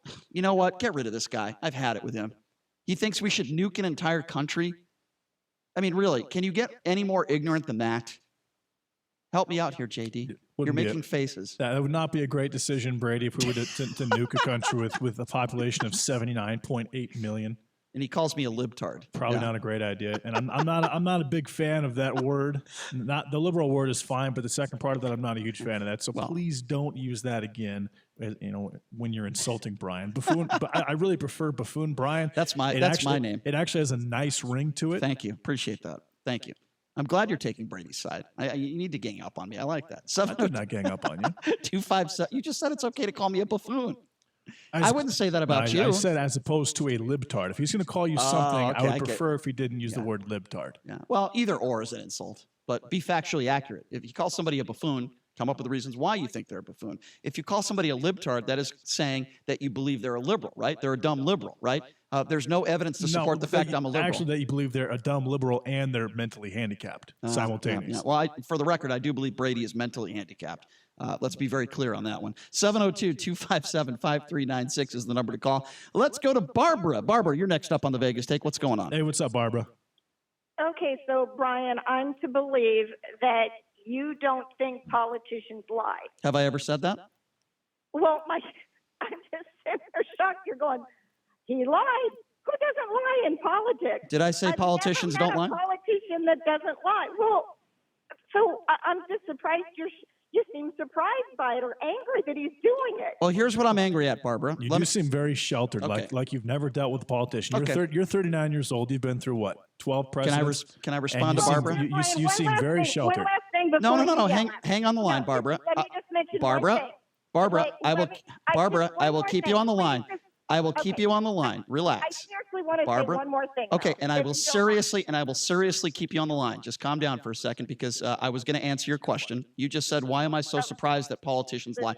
First of all, Okay, go ahead. I have never said on this show that I don't think the majority of politicians do not lie. I think most politicians lie. So you're factually inaccurate by making an assumption about me that is not true, which I've never said on the radio. That's number one. Number two, there is a difference between lying to try to be reelected or lying about something about an extramarital affair, or like what Bill Clinton did, which was wrong, by the way. But there is a fine line between lying about something like that and then lying about war, lying about putting our troops in harm's way, lying about going after a general in another country. There are different levels of lies that I believe are more serious than others. Here's why I'm angry. I'm not shocked that Donald Trump lied because he lies about everything in his life, whether it's his personal life or policy. The man lies every day. He says things that are factually inaccurate every day. So I'm not shocked that he lied, Barbara. Make no mistake about it. I am angry and upset at the fact that he decided to lie about these attacks on the U.S. embassies when our own defense secretary says that that is not the case. Do you understand the distinction there? Yes, I Okay. understand your distinction. Okay, go ahead, Barbara. So here's the deal. I don't think we're entitled to know everything. And if I was in his position and I thought I needed to do something in order to protect the country, I may very well lie about it too. That might be what I do. Okay, so here's I know. what I will also say. This is what I really wanted to say. If something happened and he did not kill this guy, let's say this guy actually was planning a 9/11. Which there's no evidence to that. And I know there's no evidence to that. Did we have any evidence that Osama bin Laden Yes, we was gonna did. bomb? Yes, we did. And in fact, Then why didn't we kill him? George Then why W. wasn't he Okay, killed? well, I'll answer your question. Yes, we did. George W. Bush received warnings and information, and so did Condoleezza Rice from our own intelligence. Guess what? The Bush administration didn't act on it, Barbara. We did get information that they were planning an attack on the United States. And Clinton had the opportunity to kill him. And you're back absolutely in right. 92, And he didn't do it. And had he done it then, we wouldn't have had 9/11, and that's the point. So this guy could very well have been planning something, and we nuked him. We got rid of him, and Barbara. now we don't have 9/11. Okay, And to Barbara. me, Barbara, I like your fire. lying about. I like Barbara, your fire okay, a lot. let me respond to you, Barbara. Stay on the line. Barbara, there is zero evidence to support your claim that he was planning a 9/11. In fact, hold on, let me finish now. Calm down. The Secretary of Defense, our own Secretary of Defense, that says there's no specific evidence to point towards not only another 9/11, Barbara, but attacks on the 4 U.S. embassies. So for you to compare this situation to 9/11 is ridiculous. As far as Bill Clinton goes, I'm not going to defend Bill. Hold on, can I just finish? It's not that ridiculous, Brian. No, it is because ridiculous. Yes, it is. You know what, Brian? I am so glad you don't run this country. Goodbye. You know what, Barbara? I am so glad that you don't do a radio show. Goodbye. Barbara, great call. Yeah. Bye-bye, you coward. Yeah, let's hear that dial tone, Barbara, because somebody that disagrees with her and somebody that makes valid No, points. but she brought up a very good point herself, Brian. Yeah. But I'm so glad you don't run this country. By the way, get that sound clip. I want to play that every second. I'm so glad you don't run this country. How'd you like to be married to her every day? Oh, my God. Jesus. People like that I just don't get it. Do they grind your gears? Are your gears grinded No, right she's now? an idiot. She's an idiot, and here's why. I feel like your gears are just totally grinded. No, she's an idiot, and here's why. Because unlike her, like an old Huffy bike. Okay, do you want to keep going with this, or I want to talk about the No, substance? she made actually a very, very No, valid she point. didn't. What if something really bad happened? There is no and Soleimani. Well, you're making it sound like, Soleimani wasn't involved in a lot of different things. He was a career terrorist. Didn't Brian. say he wasn't involved in a lot of things. You know what terrorists do? You're doing just what she did. No, Did I say he wasn't involved in a lot of things? I'm just saying you brought up a very, very good point. That something What's that? something could have Something happened. could have happened. Something could have happened. What's funny about that? How is that funny? First of all, there's nothing funny about that. She Brian. compared 9/11 to the intelligence we have about this guy, which is the dumbest thing I've She ever heard in my life. She said, "What if something big happened?" There's no evidence to support 9/11, that. What if something big happened and he wasn't taken out when he could have There's been no taken out? evidence to support that. Do you not understand? Our own defense secretary says that there's no evidence. They're not even saying that he was planning attacks on 4 U.S. embassies. But this nitwit, calls in and compares it to 9/11. You're making it sound like this guy was not a career criminal or That's career not terrorist. what I said. You're Obviously, going around in circles. No, I'm not. Obviously, the guy has done some terrible things in his Which life. I've said over and over again. And he was going to continue to do terrible things. Doesn't mean we can go after every single terrible person. And you know what? If they were honest about it from the beginning, then I would be having a different discussion. But for this woman, this dumb woman, to call into this show and to compare 9/11 to this situation, what if he was planning another 9/11? There is no evidence and no intelligence to support that, because damn well, if he was planning a big attack like that, we would have heard about it by now. Our own defense secretary, they can't even, hold on a second, they can't even come up. You would have heard about hold it, on Brian? a second. You think the public would have heard about it? Did we hear about 9/11 before 9/11? Did the public hear anything about 9/11 before 9/11? They can't even come up with one specific detail to what this guy was planning on the United States. Not one detail. The only person talking about it is the President of the United States. And this dumb woman calls in and wants to compare Osama bin Laden and 9/11 to salami. Give me a break. I thought it was a very, very good point and a good call, Yeah, Barbara. well, I disagree, and I think she's a complete And moron. I liked how fired up you got. I wish more female callers would get more fired up, because I love hearing Brian's impression. He's so good at it. I want Tucker Carlson to run for president. I'm Brian Shapiro. I'm so glad you're not running for president. We want Laura Ingraham to run for president. You dumb nitwit. 257-5396 is the number to call. Let's go to Anthony. Anthony, you're next up on the Vegas Take. What's going on? Hey, what's up, Anthony? You guys are great this morning. Just laughing like crazy. I wonder, people that continue to support, I've always said that people that support Trump are like abused women. And am I wrong in thinking that? Only because Anthony, Anthony, let me respond to that. Yeah, I understand, Anthony. Let me respond to that. You're not obviously not a Trump supporter, neither am I. Oh, no. And I'm a liberal. I voted for Hillary Clinton. So I'm telling you, I'm on the total opposite side. But I understand, Anthony. But the thing, I think it's very dangerous to say things like that because everyone has a different reason for voting for Donald Trump. And I don't want to generalize. I think there are two different types of people, Anthony. And you can tell me if you disagree or not.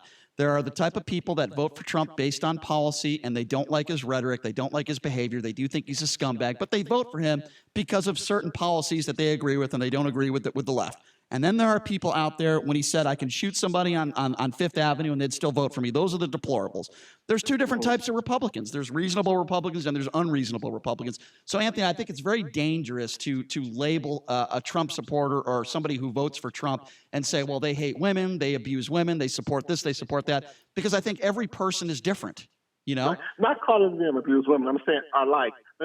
Any kind of person that, lies to your face constantly. Yeah. Right, and you continue to support him, it makes zero sense to me. I mean, the guy's an admitted sexual assaulter, right? He admits it, right? Admitted bribery. He said, I bribe people, right? Attached, so everything that these people who are great people in America and, say they hate, they support now.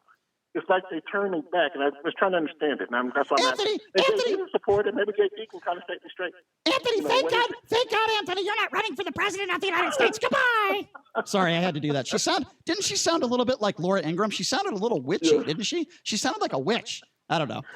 Anthony. I'm just trying to get it. I mean, manufacturing now is anything. That is true. What? Anthony, good to hear from you, my friend. Thank you for the phone call. We appreciate it. Yeah, great call, Anthony. Thank God Brian Shapiro is not running for the president of the United States. Thank God I want J.D. Sharp to run for president. I think she would support you. What do you think? I think if this show were syndicated in 250 markets, I would consider doing that. Would you really? I don't know.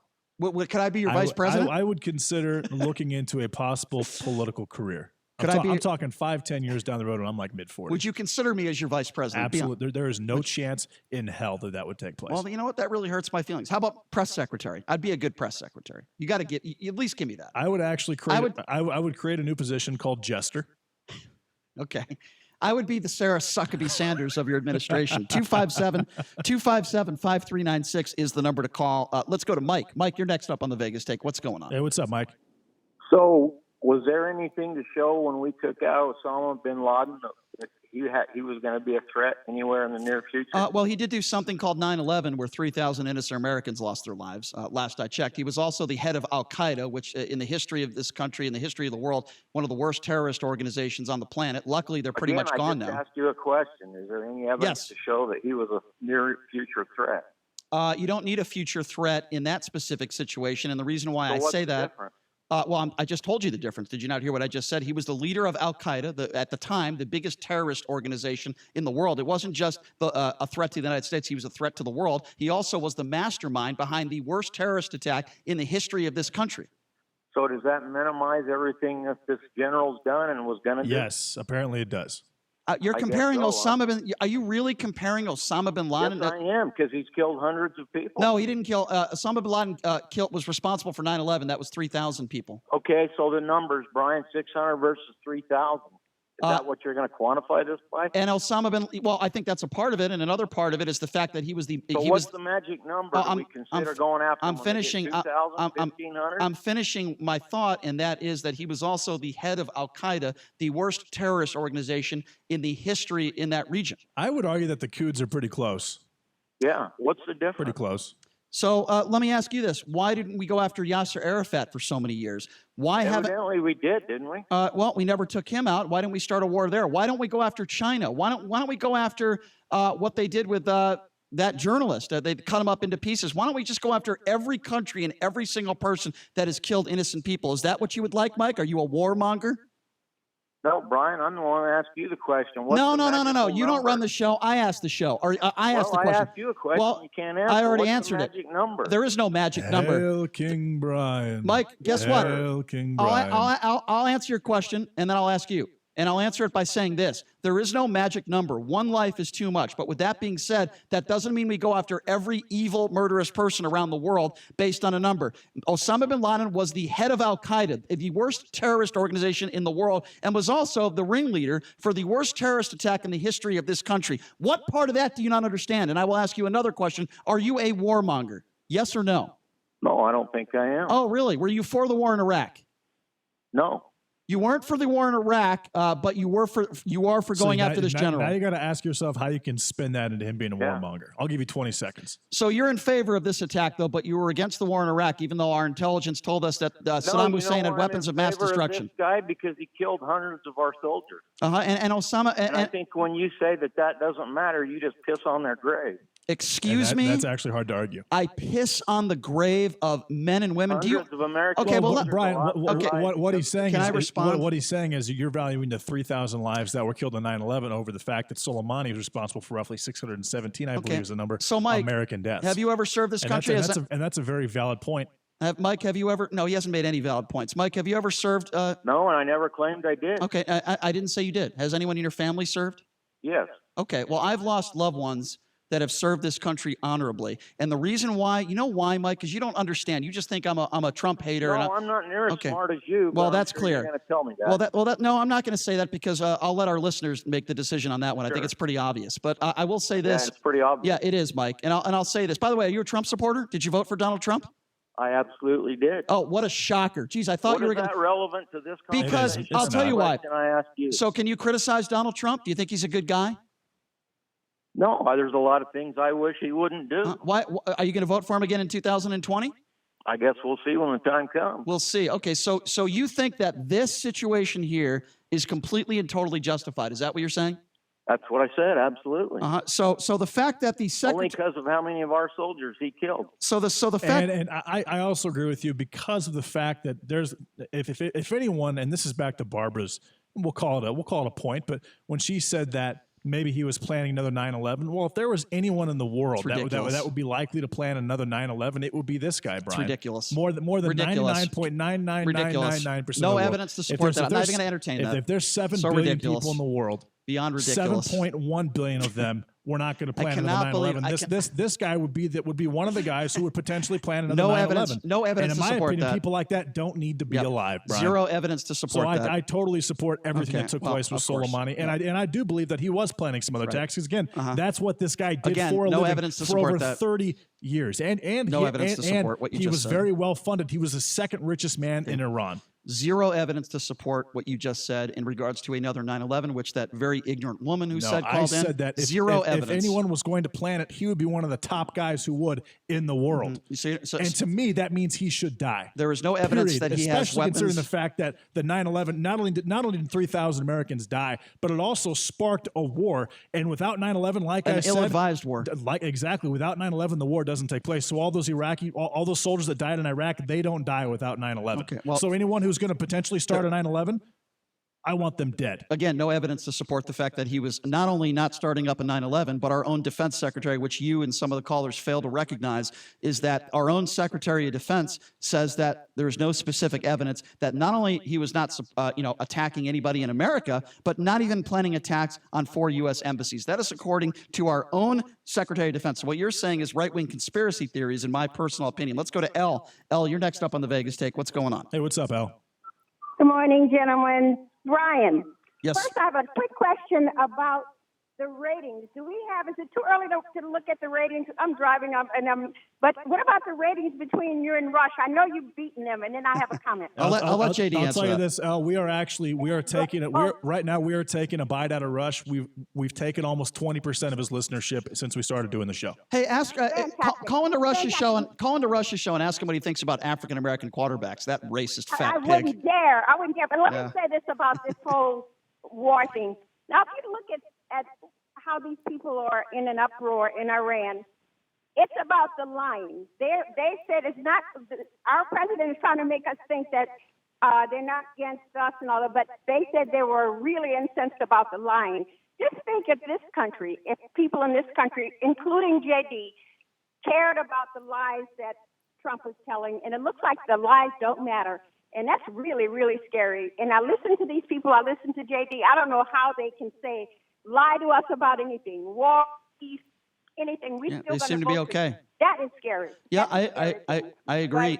Yeah. Have a good one, guys. Thank you all. I think you're beating Rush because I don't even go near that station, but I enjoy the show. El, we Thanks, appreciate thanks a lot. And it comes down to Appreciate it. I prioritize what he does over what he says. And a lot of his lies relate to his personal life, and I really don't care about his personal I life. prioritize the innocent lives of American men and women. And that have to be deployed overseas. I prioritize war as a last resort. And you need to think about this, Brian.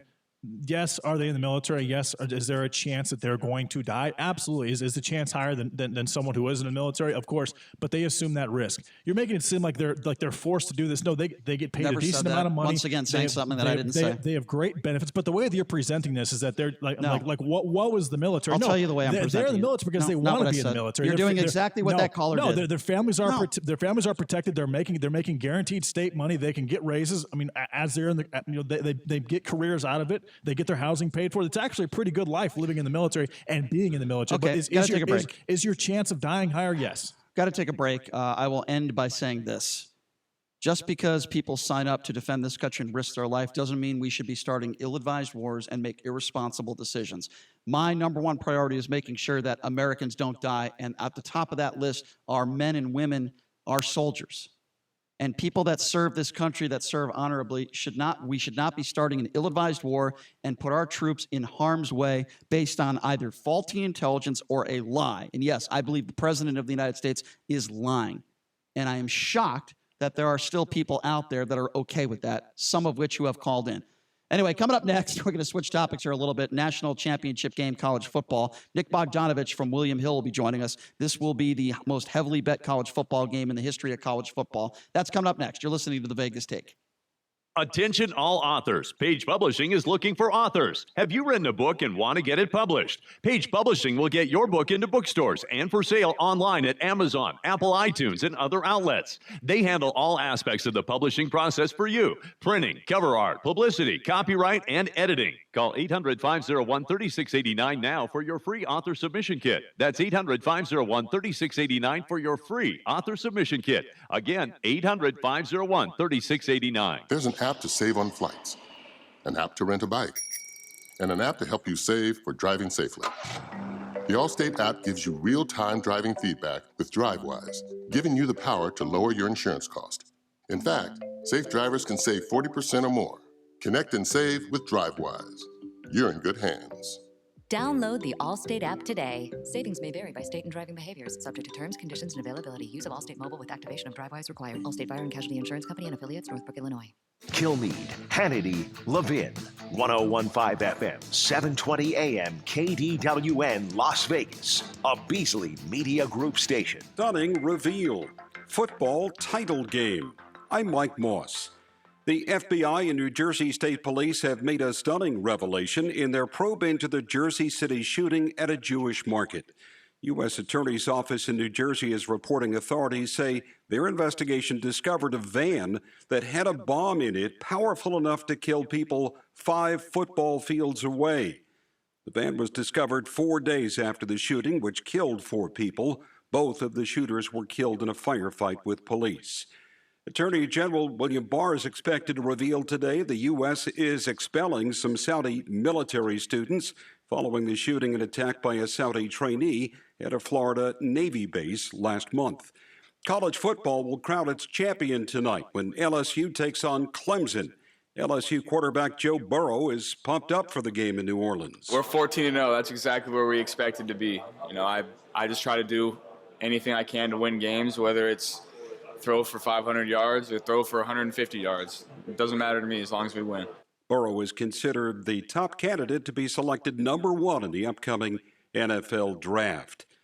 In other sports news, reports say Major League Baseball will suspend the Houston Astros manager and general manager 1 year each as part of MLB's probe into sign stealing by the Astros. People are talking about the weather over the weekend on the East Coast and in the South. Meteorologist Chad Myers. Even though it didn't cool off in the southeast, Boston was 74 degrees yesterday. and they had snow flurries this morning and 37. Now, it didn't stick, but still 37-degree drop in a day. That's pretty amazing. Spring-like storms, including tornadoes, are blamed for 10 deaths over the weekend. On Wall Street, stocks are up today. The Dow up 39. NASDAQ is up 72 points. I'm Mike Moss. It's time to check the roads in the KDON Traffic Center. This report sponsored by Lowe's. Watch for slowing for the crash on Maryland Parkway, south of Fremont. Police and fire on scene for injuries sustained. Emergency staging as well for crash reported Rainbow at the 95 and an accident with injuries on Maryland at Bridger Avenue. Taking a look at the freeways, I-15 north and southbound exhibiting no slowing between the Spaghetti Bowl and the Southern Beltway. Pros do it right by shopping at Lowe's to save on the supplies they need most from the brands they trust to get the job done. Do it right for less. Start with Lowe's. I'm John Michaels from the KDON Traffic Center. It's open enrollment season, and Medishare is the Christian healthcare sharing ministry that saves most families about $500 a month. Google Medishare and see if it's a fit for you. Medishare, healthcare you can believe in. Hi, this is Harvey Blankfeld, host of Las Vegas Real Estate Now. We are saying farewell to Tuesdays at 9 a.m. and moving to Saturdays at 11 a.m. Please do tune in every Saturday at 11 a.m.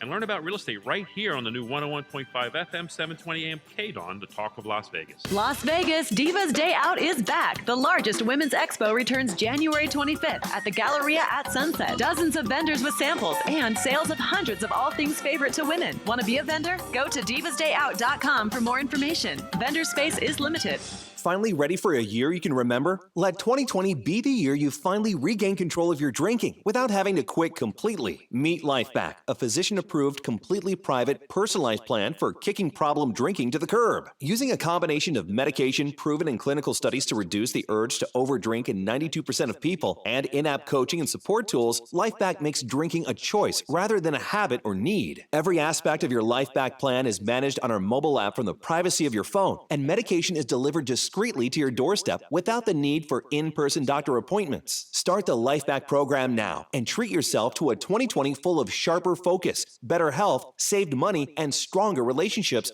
while still enjoying moderate drinking. Visit lifebac.com or call 888-959-8858 today to learn more. That's lifebac.com or call 888-959-8858 today. Call LifeBack today at 888-959-8858. Warning. This product contains nicotine. Nicotine is an addictive chemical. The world is changing. Isn't it time smoking changed too? Vuse Alto is a vapor product offering you a satisfying alternative to cigarettes. Simple to use, surprisingly quiet, and impressively powerful. Our best vapor yet at our best price ever. 99 cents plus tax at participating retailers. 99-cent offer applies to Alto device. Pod sold separately. Underage sale prohibited. The new 101.5 FM, 720 AM, KDON. The opinions of the hosts on KDWN are their own and do not necessarily reflect the views of this station, its management, or Beasley Media Group. Right now, the day's biggest news stories from a Vegas perspective. This is the Vegas Take with Sharp and Shapiro.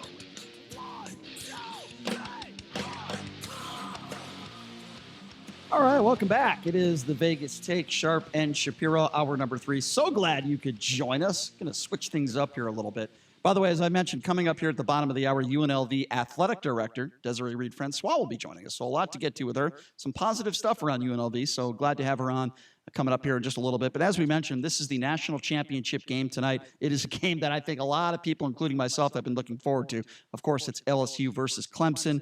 You look at the spread, it's around 5 right now. But to the guy joining us on the line, I really, truly believe William Hill. And by the way, we don't have any sports books that sponsor our show. Maybe that'll change. I don't know. So I'm just going to say this, though, for what it is. I like that, Brian. I think Smart. I think William Hill is the best, by far the best sports app in town. No, yeah, I just agree with started that, right? using William Hill's app about, I think, a month and a half ago. Yeah. And the end game is by far the best. I prefer the it's a great selection. So, yeah, at this point, I would agree with you, Brian. They're fantastic. Yeah. And the guy joining us on the line right now, he is with William Hill. That would be Nick Bogdanovich. Nick, thank you so much for joining us. How are you?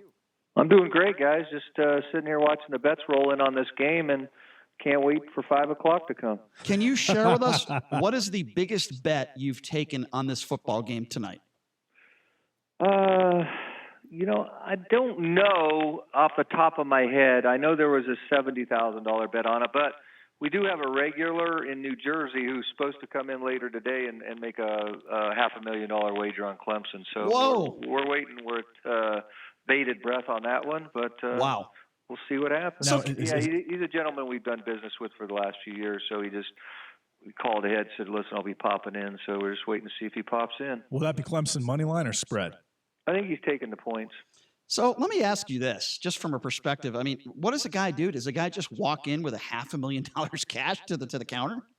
You know what? He has a phone account with us, so I haven't checked his balance to see what he's got in there. But he's a regular and he plays with us weekly. So wow. But yeah, no, there's times when people will show up with a duffel bag full of cash and plop it out there, and you run it through the counters. Of course, a bet that size takes quite a while to get it done. That's why it's so much easier to do it on the mobile app. Of course, that's where everyone's headed. So if a guy shows up with a duffel bag and say he's got like $100,000 in there, and he just drops down a bunch of hundos, and he just wants to bet on a big game, and you would take his action. How long does a transaction like that actually take? Yeah, well, it just depends on how many zeros are on the transaction, but it does take a while. And you see that quite often, whether it's a McGregor fight or a big fight of the past for sure with Hagler and Hearns, or a Super Bowl. Transactions can take a while. That's why you definitely want to be prepared for it. So, Nick, I have a bet over at Westgate. I took an LSU future, put $500 on it at 60-1. I did it a week after the season ended last year. I'm going to hedge today. Tell me what my ideal hedge should be amount-wise at Clemson. We'll say I'm shocked the line. From what I understand, that the money is more on LSU, and considering it's a home game for LSU, basically with being Superdome. I'm shocked shocked the line isn't at 6.5. What should I do? Where do you think this line is going to end, and what should my hedge be? So you got LSU at 60-1? Yes, sir. Wow, that's a great bet. Why didn't you call me? And you're trying to put my good buddy Jay Cornegay out of a job too. You know what? You could do it however you want it. Obviously, this game's dropping, so the money line's dropping. So I think the best out there right now is plus 180. It's just how comfortable you feel. Obviously, you had a strong feeling on LSU. They are at home. It just depends on how much you really like LSU. Obviously, you thought enough of them to gamble on it, but whatever you feel comfortable. If you bet, if you bet 3,000 or 4,000 back, you can lock up a pretty good profit. But it just depends on how much gamble you have on you. You could play it straight down the middle if you wanted, but I have a feeling you want to win a little more with LSU winning than Clemson. Yeah, that's a pretty good feeling, and I think I've handicapped this game a couple of times. I think LSU wins the game, so it's very confusing when the line is moving the way it is. That's why they play the games. If you're just joining us, Nick Bogdanovich from William Hill. Okay, Nick, so I've heard that this is probably going to be the most heavily bet college football game in the history of sports gambling. Can you tell us a little bit about that? Yeah, I would agree with that. I mean, right now it's just the economy's really good. Sports betting's on everyone's mind. I mean, they do your show, ESPN show. Everyone's talking about it. Every site you go to, it's just more mainstream right now. Everyone's more educated, and listen.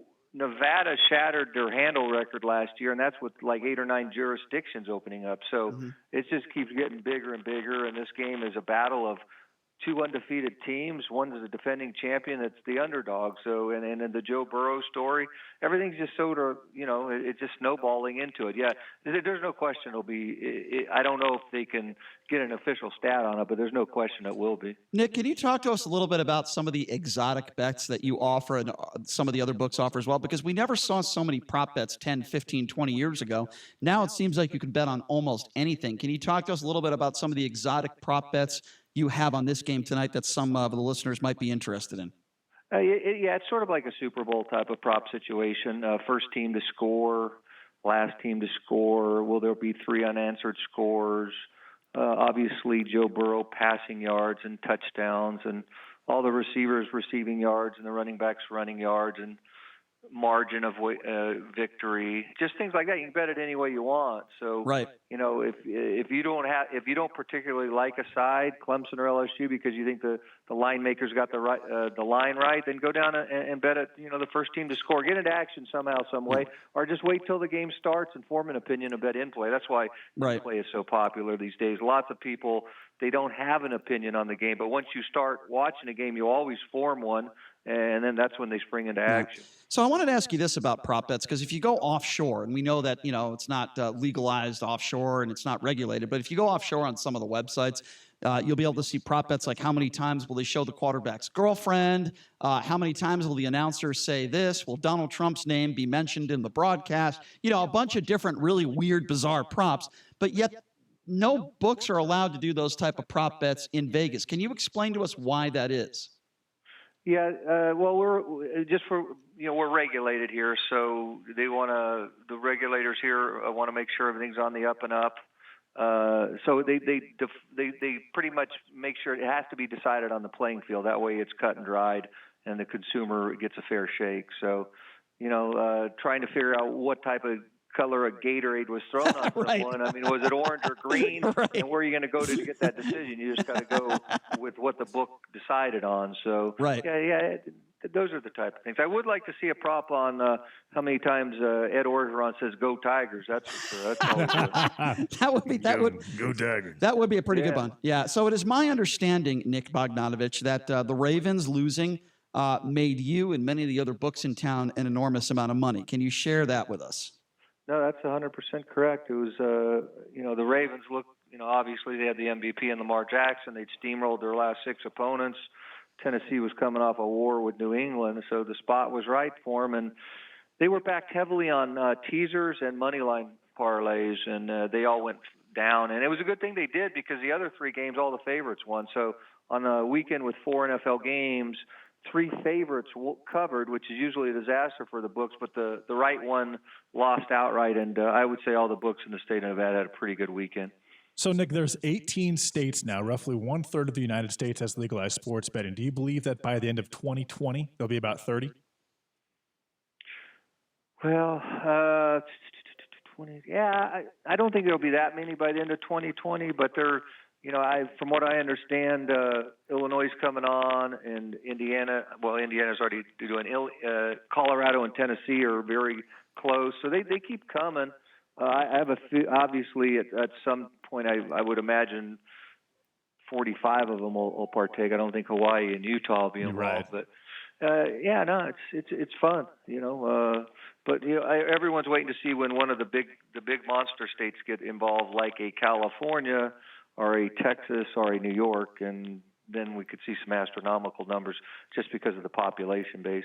Yeah, I think that if California legalizes sports betting within 3 or 4 years in a mature market, you're looking at $200 billion a year in the handle. That's just my guess based on the population, the amount of teams that exist there. So from what I understand, when a new state opens up, William Hill typically has a presence there. Now, do you kind of train all those states? Do they look at Nevada as the epicenter? How does that work as far as Nevada related to the new states? Yeah, I hope so. Obviously, we have a really good business development team, and they're out there, working years in advance trying to, make sure we get in the states when they open. I think we're in every single state right now, except for maybe Oregon that has it. So I think we're batting 11 for 11 or whatever. But it's fun. I went out when Iowa opened, and it was, to see the fans get excited, and all the senators are there and the ribbon cutting. A lot of work goes into that, so it's pretty fun when a new state opens up. Whole hundreds of thousands of people get to do something they've always wanted to do, and now it's at their fingertips. So, Nick, I got to ask you: did you see the movie Uncut Gems with Adam Sandler? I have not yet, but I've heard good things and I've heard bad things. What's the real deal? Was it good or bad? Well, my opinion on it is this: I thought it was a very good movie. It was very entertaining, but as far as from a sports gambling perspective, it was extremely unrealistic. Well, it was a little inaccurate. It wasn't totally unrealistic. Yeah. I asked that because there's a scene in the movie. We're just talking about prop bets, Nick, and there's a scene where Adam Sandler does a parlay at Mohegan Sun. By the way, Mohegan Sun in Connecticut does not have a sports book yet, but he does a prop. Will Kevin Garnett get the tip in a game? Have you guys ever even had a prop like that in the NBA where you can bet on the tip? Who wins the tip? No, never have. So, and that's a fluky thing.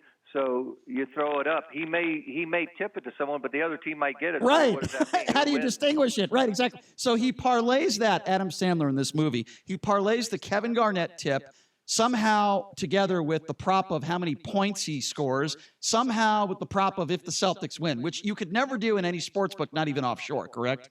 That's correct. Yeah. So somehow what did he bet? 150 grand to win like $1 million or something, JD? Is that? He bet 175K to win like 1.3 million. Yeah. Oh, just a tad unrealistic. And the points rebounds bets are very realistic. The money line's very realistic, but the tip obviously isn't because it's more of a possession thing. Nick, you've been doing this for a long time. I'm just curious. What are like some of your favorite, if not your favorite, sports gambling or just gambling in general movie? Do you have any favorites?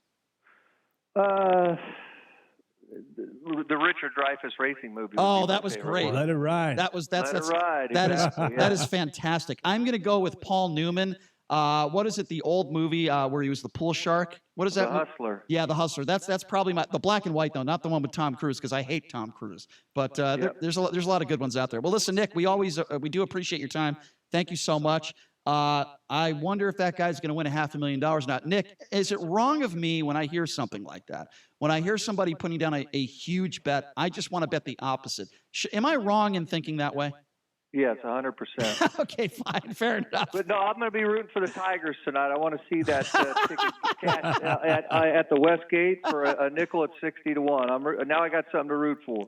Good. We will let you know, Nick, how much money he cashes and if he decides to hedge. I think he should just sit on it. Well, I mean, if someone's going to drop $500,000 on Clemson, that line's going to move at least 1.5 points in the other direction. No, so I got to get my bet in soon. Yes, Clearly, you got to get it in as soon as you can. I agree. Nick, thank you so much for your time, man. You guys do such a great job at William Hill. I have the app myself. I've had it for years, and it's by far my favorite. I really mean that. So thank you so much. You guys do a great job.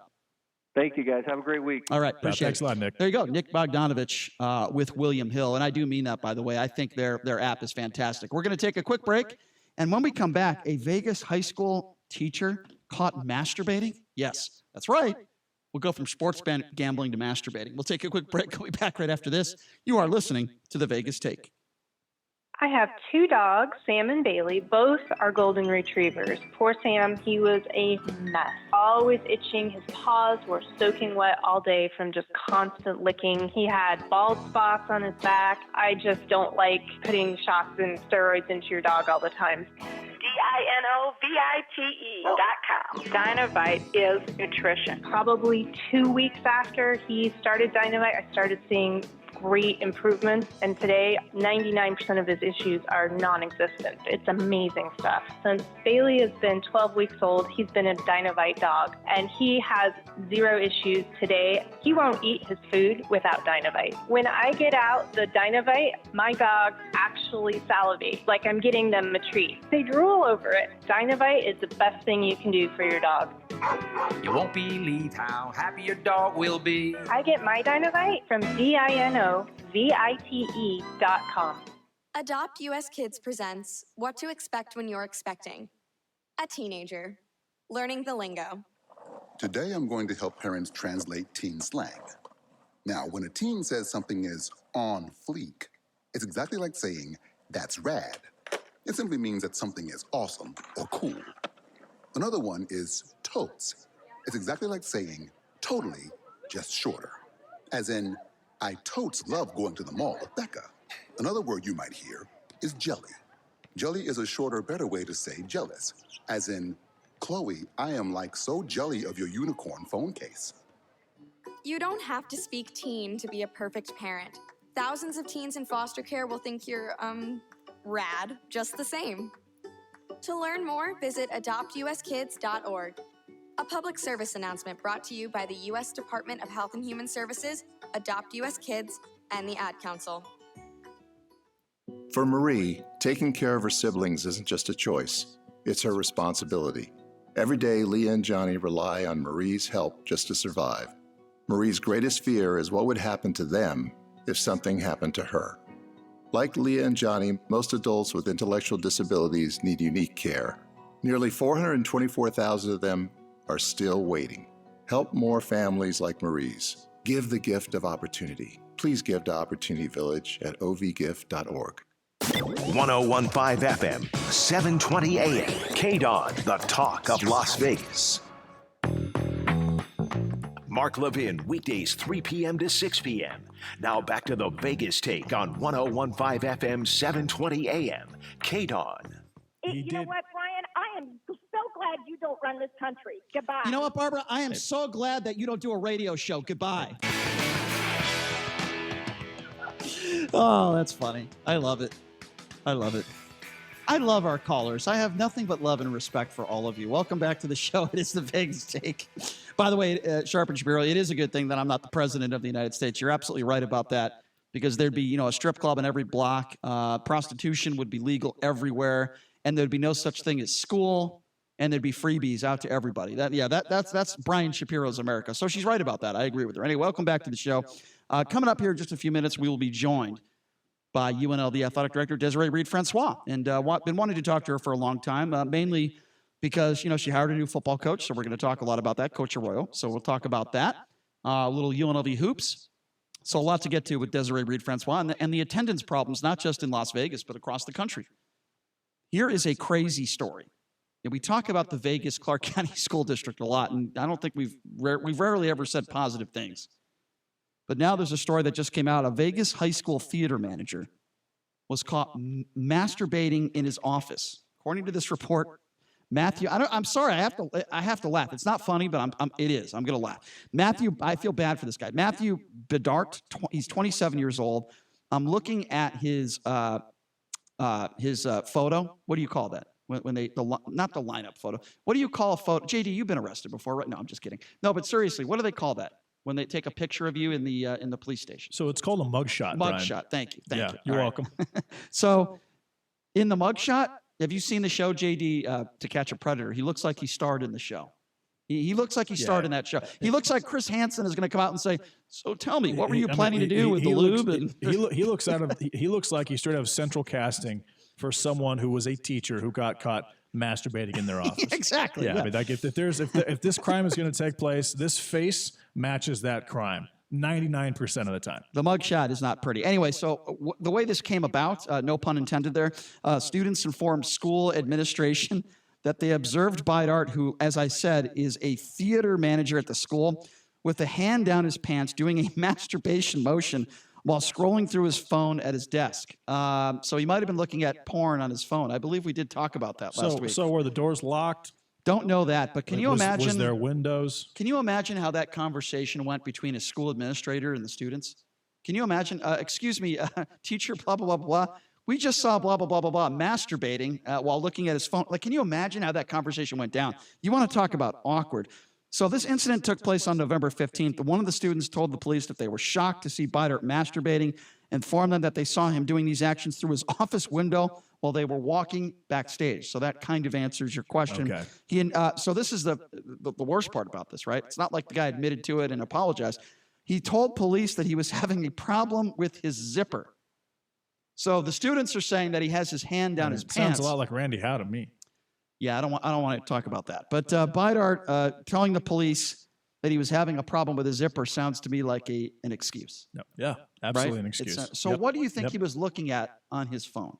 Can the police actually confiscate your phone, and then, like, if he was looking at not that Well, concerning the fact that he knew that he had a window that students could see into, and he was a high school teacher, you said? Yeah. So you're talking 16 to 18? 14 to 18. I would say that there is probably a 40% chance at least that it was the type of porn that you don't want to be looking at. That it could be child porn. Describe. Okay, it's very possible considering those kids, because again, this guy knew damn well that these kids walking by could see him doing what he's doing. By the way, and yet he continued to do it. That can mean a lot of things when you say porn that you don't want to be looking at. Like, for example, if our producer Jason, I'm saying like taboo porn that you could actually get in trouble for looking at. I know you can't get in trouble. You can't get in trouble for going to Pornhub.com. No, for example. But I would get into trouble if I saw Jason Stein, our producer, naked, because I would vomit and I would have stomach cramps. No, that's because you've got a secret attraction to him. When you get into your own mental trouble, you wouldn't know how to deal with the fact that you want to see more of it. I don't know what's more untrue, what you said about correlating 9/11 to General Salami, or what you just said just now, because they're both completely inaccurate and couldn't be further from the truth. You're sounding more like Trumpish every day. That's not true. It's not true. So anyway, this guy's in a lot of trouble, as you would imagine. Yeah. The 27-year-old also told police he would not consider himself masturbating. He was booked on lewdness charge as he did touch himself in an office within a school that had large windows where 4 school-aged children did see. He was placed on indefinite suspension back in November per the negotiated terms with the unit. He was hired by the Clark County School District in April of 2017. Wow, it's really a good thing they do all these background checks on these people, right? Boy, they're really doing a good job with that. Congratulations to the Clark County School District for hiring a masturbating teacher. Congratulations on that. You guys really do a great job. And you know, I am so sick of the district.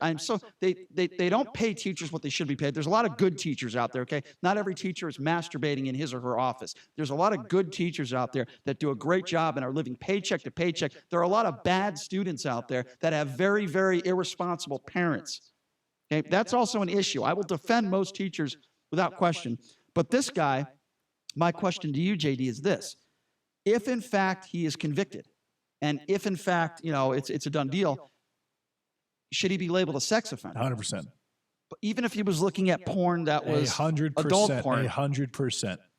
He had giant windows in front of his office. He knew kids walked past it. He still subjected them to that. So, yes, 100% he should be a sex offender. JD, can you imagine, let's go back to when we were in high school. Say you're like a freshman. You're a 14 or 15-year-old kid.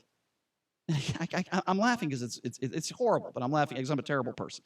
Imagine if you're a 14 or 15-year-old kid. And I don't know, let's just say you're a gym teacher. You know, you overlook his office, and you and your friends see him, you know, doing the dirty deed, so to speak, manipulating himself, as they would say in the craft situation. Yes, manipulating himself. Yeah, manipulating. Yes. How about going to town on himself? But his life I prefer that. Okay, but his life is ruined now. Don't you think this guy deserves? I don't want to defend him, but don't you? It's just, he deserves some sort. By the way, our producer Jason Stein is defending him now. He's defending a teacher masturbator. He just wanted me to bring up the fact that doesn't he deserve a livelihood? He said our producer is defending the teacher masturbator. I believe our producer masturbates 4 times a day. That's what I think. I'm saying he should be a sex offender, probably not a teacher. By the way, now my thoughts would be different if these students lived next door to him and he was masturbating in his basement of his own home. But not defending. Yes, you do. We only have a minute. This jerk. was in the office. We got to go to break. With giant windows where he knew people would walk by and see him. So this is different. Now, listen, I always appreciate this is slander. We only have a minute. We only have a minute here, but I always appreciate a different point of view. Sure. And the fact that our producer would defend a teacher masturbator, I think, is very very courageous of him. I just was bringing up real quickly that JD in the past, when we've had these kind of discussions about people losing your job, about offending, it usually revolves around saying something racist or saying something racially charged or using a slur. And you always say this person deserves to keep their job. This is their livelihood. They shouldn't have their life ruined. So why the N-word or whatever, but not the masturbator? Whoa, Stein, put it back in your pants. Get the hell out of here. Get out of here. Get out of here.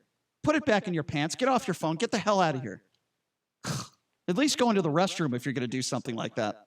Adjusting my zipper. Okay, that was kind of funny. Jason Stein can be funny sometimes. That was a little funny. Yeah, that was kind of funny. A little too funny. He didn't get so defensive there. I appreciate it. All right. Hopefully, the athletic director wasn't listening. When we come back, I got to drop that mic. When we come back, we'll be joined by UNLV athletic director Desiree Reed Francois. Plenty of questions to get to with her as we come back on the Vegas Take, including a new football coach. Exciting time for UNLV athletics. We'll take a quick break and be back right after this. You're listening to the Vegas Take, 101.5 FM, 720 AM, KDON. Investigators in New Jersey are revealing that they discovered a van packed with a bomb that was powerful enough to kill people 5 football fields away.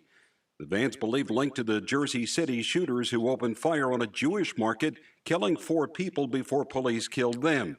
Correspondent Bryn Gingras has the breaking details. Those 2 killed a police officer, Jersey City police officer, Detective Joseph Seals, on the way before it's doing this attack. We're hearing that if that hadn't happened, they may have possibly done a different attack on a different day. The U.S. is expelling 21 Saudi military students in their country for military training following a Saudi student attack at a Florida Navy base. MLB baseball is reported to be coming down hard on the Houston Astros for sign stealing in the 2017 World Series Championship Series. The general manager and the manager both suspended for 1 year. I'm Mike Moss. It's time to check the roads in the KDON Traffic Center. This report sponsored by Lowe's. An accident with injury sustained reported on Maryland Parkway, south of Fremont. Emergency crews are at the scene expect slowing and lane restrictions or take an alternate route and avoid slowing. Also a crash with injuries active at Rainbow at the 95. No delays to report on I-15 southbound between the Spaghetti Bowl and the 215 Southern Beltway. Pros do it right by shopping at Lowe's to save on the supplies they need most from the brands they trust to get the job done. Do it right for less. Start with Lowe's. I'm John Michaels from the KDON Traffic Center. Have you been lied to by Washington politicians and the Wall Street propaganda machine? Hi, I'm Inc. Magazine bestselling author Brett Kitchen. And if you're over 55 with an IRA or 401k, I want to give you a free copy of my new book, Wealth Beyond Wall Street, because according to Time Magazine, Wall Street's 401ks have failed millions of Americans. After losing 35% in my IRA in the crash years ago, I said enough. And since then, I discovered a way to grow money potential double digits, reduce taxes dramatically, and also have my money protected when the next stock market crash hits. When the next market crash hits, you lose nothing. Call Wealth Beyond Wall Street now to get your free book and talk to a specialist to discover this little-known strategy to get potential double-digit growth during good years and never lose in the next market crash. Call 800-436-8181 to discover this asset that people like Walt Disney and JCPenney use to grow wealthy. Plus, get one of just 97 free books left. We even cover shipping and handling, no credit card required. Call 800-436-8181. 1-800-436-8181. That's 1-800-436-8181. When you're diagnosed with metastatic breast cancer, a million questions flood your mind. How can this be happening? Am I going to be able to work? What's a subtype? What do I do now? We know. We went through it too. But once you start to understand your options, you can partner with your doctor and find ways to face MBC on your own terms. Visit findyourmbcvoice.com and learn how to speak up and have a more informed conversation with your doctor. Some questions have answers. Visit findyourmbcvoice.com to find some of yours. Mark Levin, weekdays 3 p.m. to 6 p.m. Now back to the Vegas Take on 101.5 FM, 720 a.m. KDON.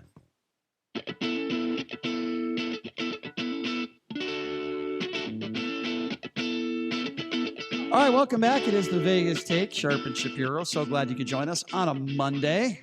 God, I'm really looking forward to this college football game tonight, by the way. It's going to be a lot of fun. I can't wait. Not sure where we're going to go to watch it, but we're going to watch it somewhere. But I won't tell you where it is in case some of our listeners decide to show up like Barbara. I don't know. But anyway, welcome back to the show. Coming up here in just a few minutes, we will be joined by UNLV Athletic Director Desiree Reed, Francois. Let's talk a little UNLV real quickly. A little bit of a surprise to some is that the UNLV basketball program is now 4-1 in conference play. They had another win over the weekend on the road. They lost to Boise State, and then they came back and went to Wyoming, which, even though Wyoming's not a very good basketball team, Wyoming is still not an easy place to play on the road. And, boy, the end of that game was crazy because I actually bet UNLV at -7. And UNLV was losing for most of the game. And Wyoming, I think they missed like 6 of their last 8 or 9 free throws. And UNLV forced the game into overtime.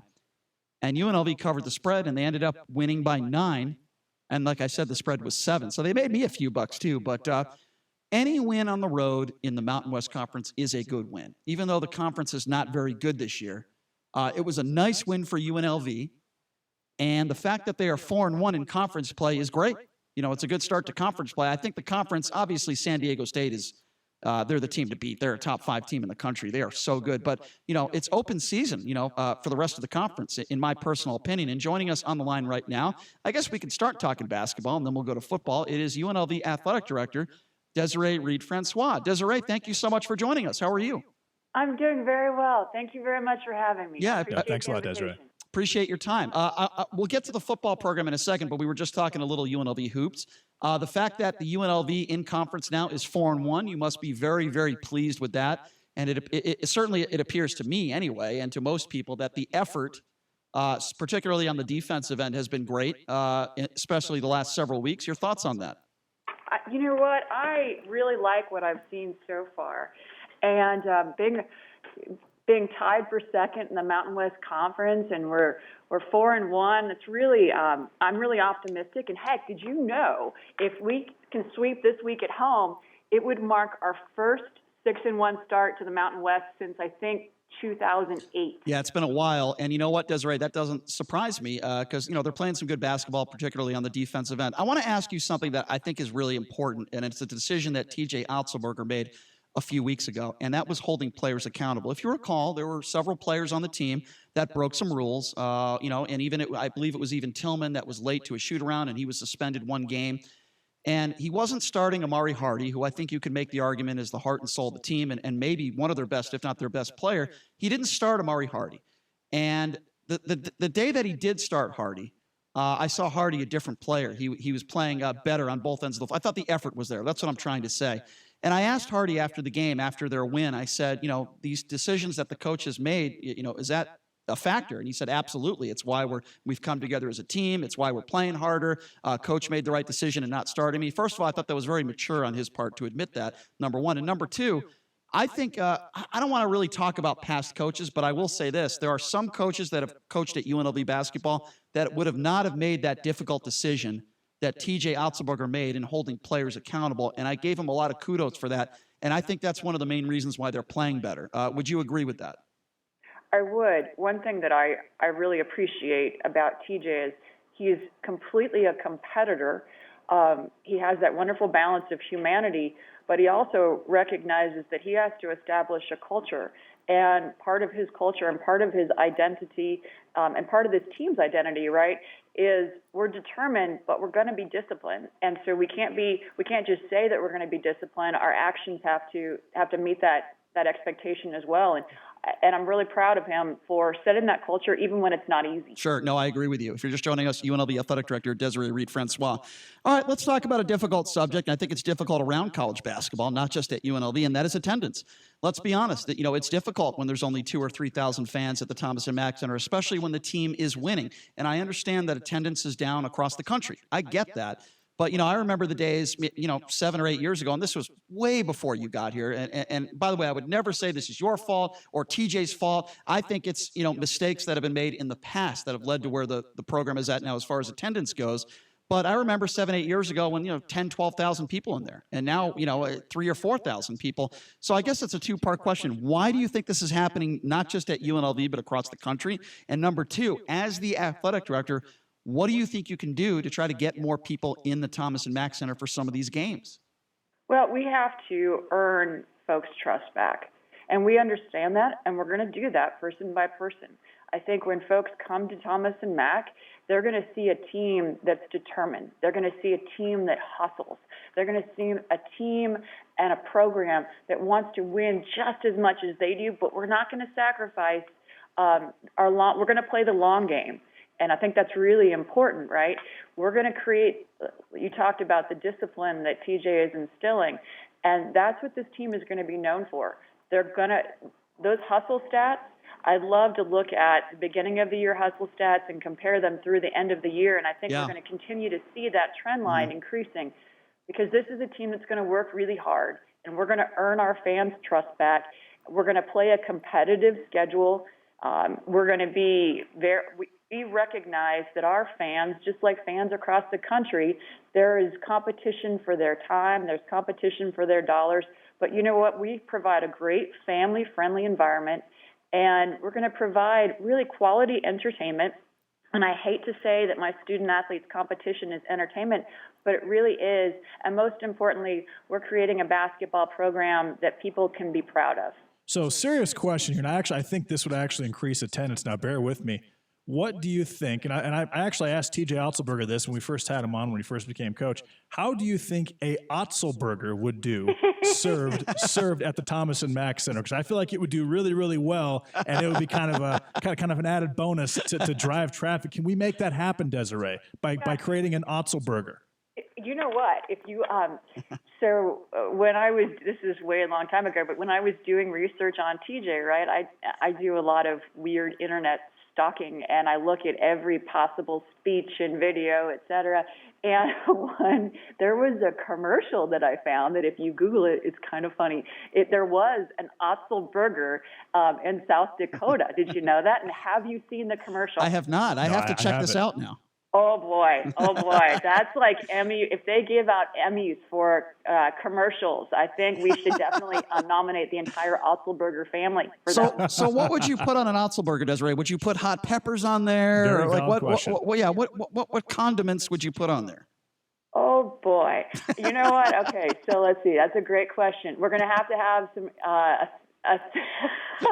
Can I make it a vegetarian burger? Just kidding. It's healthy. That's okay. There can be one vegan option.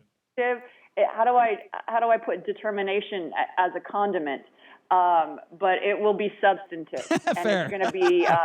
It'll fill the belly. It'll be a good meal. Oh gosh, yes. Can we just go? Can we switch subjects? Yeah, now? let's switch now. But speaking of which, you asked a great question about attendance, and so we are 4-1, and then we have San Jose State on Wednesday at 8. But then on Saturday, we have a blackout, and we're playing New Mexico, and New Mexico is also tied for second with us, so it's a really big game, and we really hope we see fans. Not only because we love seeing fans in the building, but it provides such a great energy, and it also happens to be one of the biggest football recruiting weekends of the year for us.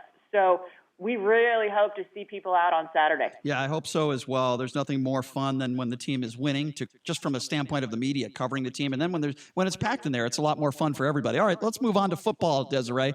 As you might know, we have a new UNLV football coach. So let's go back a little bit. Let's go back a little ways, Coach Arroyo. Let's go back a little bit. So he was the quarterback at San Jose State. Correct me if I'm wrong.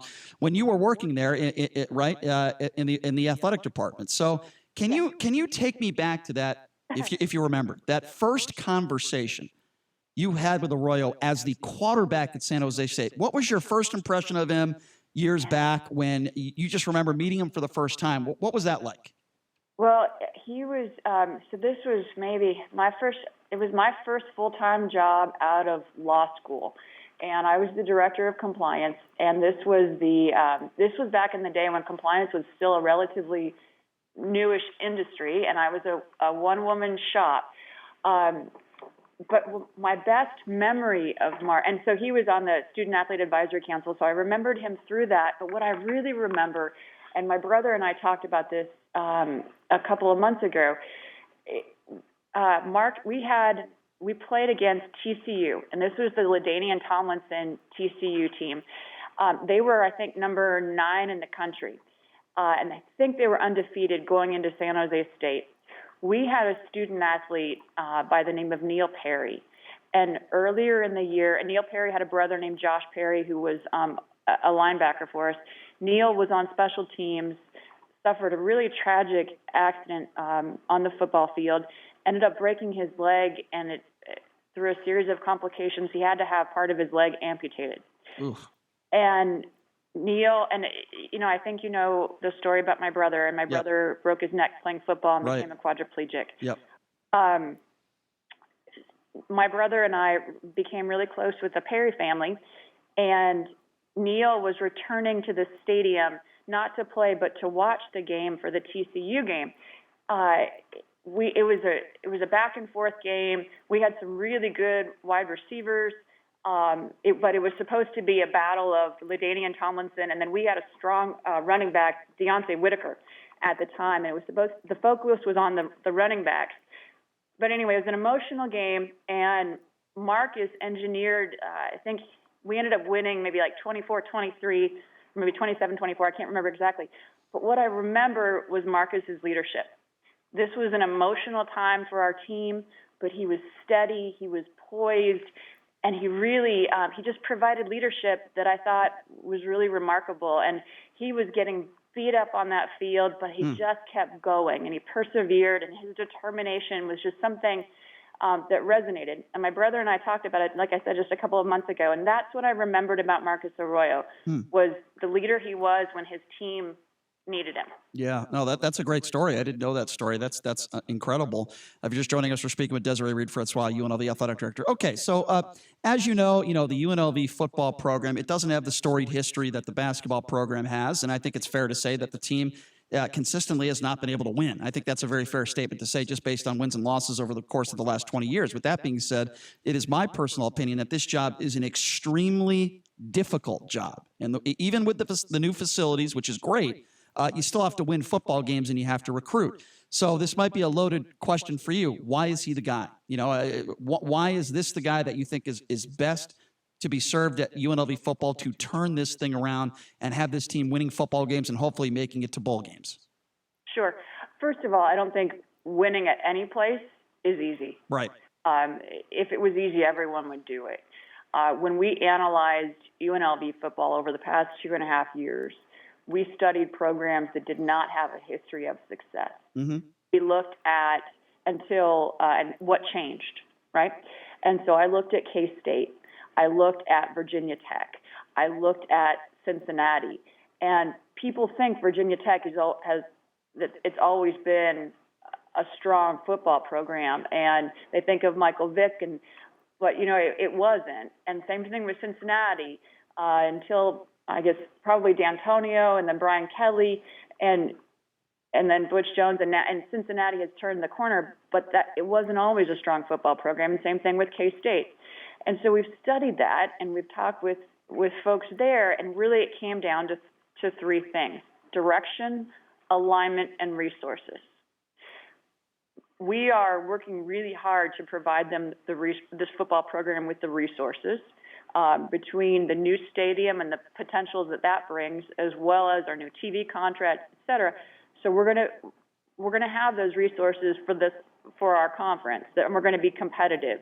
Alignment, our president has been incredibly supportive, our board of regents, and so we feel really good about the alignment. And then the last piece was the direction, and I needed the right leader at this critical moment in time. And in Marcus, what stood out for me, yes, I knew his name and I knew him as an 18 to 22-year-old at San Jose State, but he didn't get this job because he was my student athlete. I followed his career because he was my student athlete, but he got it because he was prepared. And when I hire any head coach, if it's Jenny Ruiz, who's our new women's soccer coach, if it's Don Sullivan, if it's TJ Otzelberger, I look for three things: character, competence, and temperament. Marcus, I knew had the character, and I knew he had the humility to lead young men. Remember, these are someone's sons and daughters. I know it's really easy to think of our student athletes as numbers or X's and O's, but they all have hopes and dreams, and we make recruiting promises to those parents, and I wanted someone who can lead young people. Sure. No, that makes sense. Yeah. Character, and then the competence, I knew he was prepared. He had seen what excellence looked like at his various stops. He's also had to really work his way up.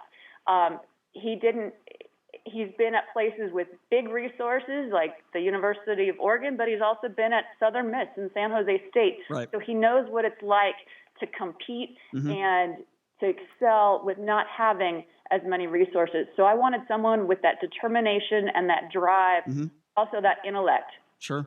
2, 3, 4 years down the road, when we're talking about UNLV football, where does this program need to be at for you and everyone around you to say, man, did you make a great hire? Was this the right decision? Where does this program need to be 2, 3, 4 years down the road? Well, like I say with all of our coaches, we need to have a plan and we need to show progress. And we're going to know progress when we see it. And we look at that, and I know I say this word a lot and people like to make fun of me, but I do like to look at it holistically. I want to look at the student-athlete experience. Academics matter to us.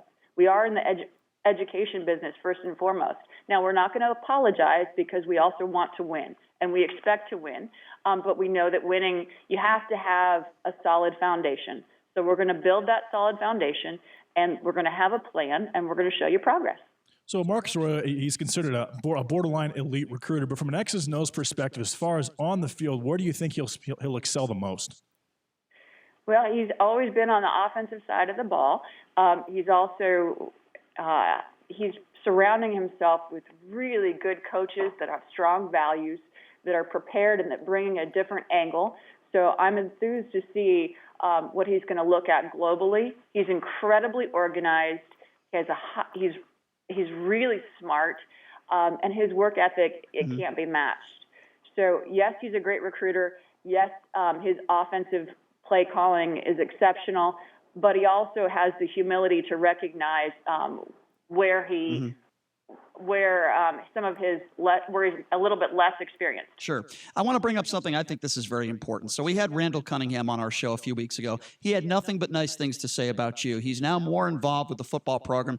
certainly since I've been around here the last 20 years or so. We even asked him, if Coach Arroyo gave him a spot on the coaching staff, he would seriously consider taking it. He's also said he wants a suite over there in the new stadium. Like I said, it seems like now he wants to be more involved than ever before. I think that is just so important. I would say the same thing about the basketball program. Having guys like Larry Johnson, Greg Anthony around the program, going to practices. I just think having these legends around, I'm sure you would agree, is so important. So can you talk to me a little bit about Randall Cunningham and how important it is for him to be back around this program more than ever before? Randall Cunningham, there haven't been many that are greater quarterbacks and greater ambassadors for the entire sport, not just UNLV.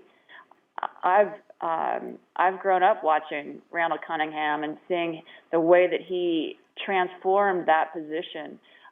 He is a leader, not only as a football player, but in our community. And it's important that we have someone of his stature and his leadership around our program and his character. We're really fortunate and really blessed to have someone like Randall around our program, and I want to continue. And he's someone that I spoke with because I really respect all that he's done, not only for UNLV, but for the game of football. And so I listened to him, and I've heard his expertise, and I want to continue doing that. He's an important part of our past, but also an important part of our future. Yeah, I couldn't agree with you more. Desiree, I always appreciate it when you take your time to come on this show and talk with us. Thank you so much. And we want to remind everybody, Wednesday night, UNLV basketball, San Jose State. We will certainly be there, as I'm sure you will as well. Desiree, thank you so much for your time. Really do appreciate it.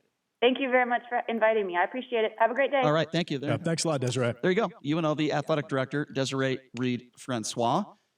I appreciate her honesty. I think those are great qualities when she talks about Coach Arroyo. And I'm sure you would agree with me, JD. This is a very difficult job. This is a program that has a history of not winning, not Desiree's fault, not Coach Arroyo's fault. You could even make the argument it's not Tony Sanchez's fault. This has just been a program that's been bad for a long time. That's why I say this is a very difficult program. But it should not be bad. You can practice year-round here. There's a lot of really, really good players. Oh, yeah, I'm not saying it's an excuse. No, the athletes are here. You've got the man. Moving forward, UNLV football should be good. And I expect, this is football and basketball, in the next 5 years, we'll say by 2025, that UNLV will actually be a member of the Pac-12 conference. I know that I have that expectation. Perhaps. I know that she doesn't want to put undue pressure on Coach Arroyo, but I asked her, I said, where do you see this program in 2, 3, 4 years where it'll, defend your hire, and it'll be a great hire. And I understand she doesn't want to put wins and losses, but let's be honest here. If we're in year 3 and after 3 years he doesn't make a bowl game, I think that is fair judgment right there. You got to give him a couple years to recruit and get things going. By year 3, if you cannot win 6 games in the Mountain West Conference, then in my opinion, something's not working. But you got to give him those 3 years. Let's see if he can do it. I thought giving Sanchez 5 years was ridiculous, and I understand why she kept him for a 5th year, and I think it had a lot to do, if not everything to do, with the Fertittas. And I wouldn't expect her to admit that, but I think she was under a lot of pressure. I get the sense, in my opinion, that she wanted to fire Tony Sanchez after year 4, from what I hear, from what my sources told me. But anyway, I hope it works out. I hope Arroyo gets the job done. This is a very difficult job. It is not going to be easy to turn this program around, and there's a lot of people in town. It's funny, they're okay with having a Marvin Menzies here for another couple of years or having Dave Rice here for another couple of years, but when it came to Tony Sanchez, they said, well, if you let him go, you got to win immediately. I don't necessarily agree with that. I think there has to be some improvement within the program. I think you have to be competitive in year 1. You don't have to put a target on Coach Arroyo's head and say he's got to make a bowl game in year 1, because I think that's ridiculous. But there are some people that are saying that, not me. But I think by year 3, year 3 is the key year.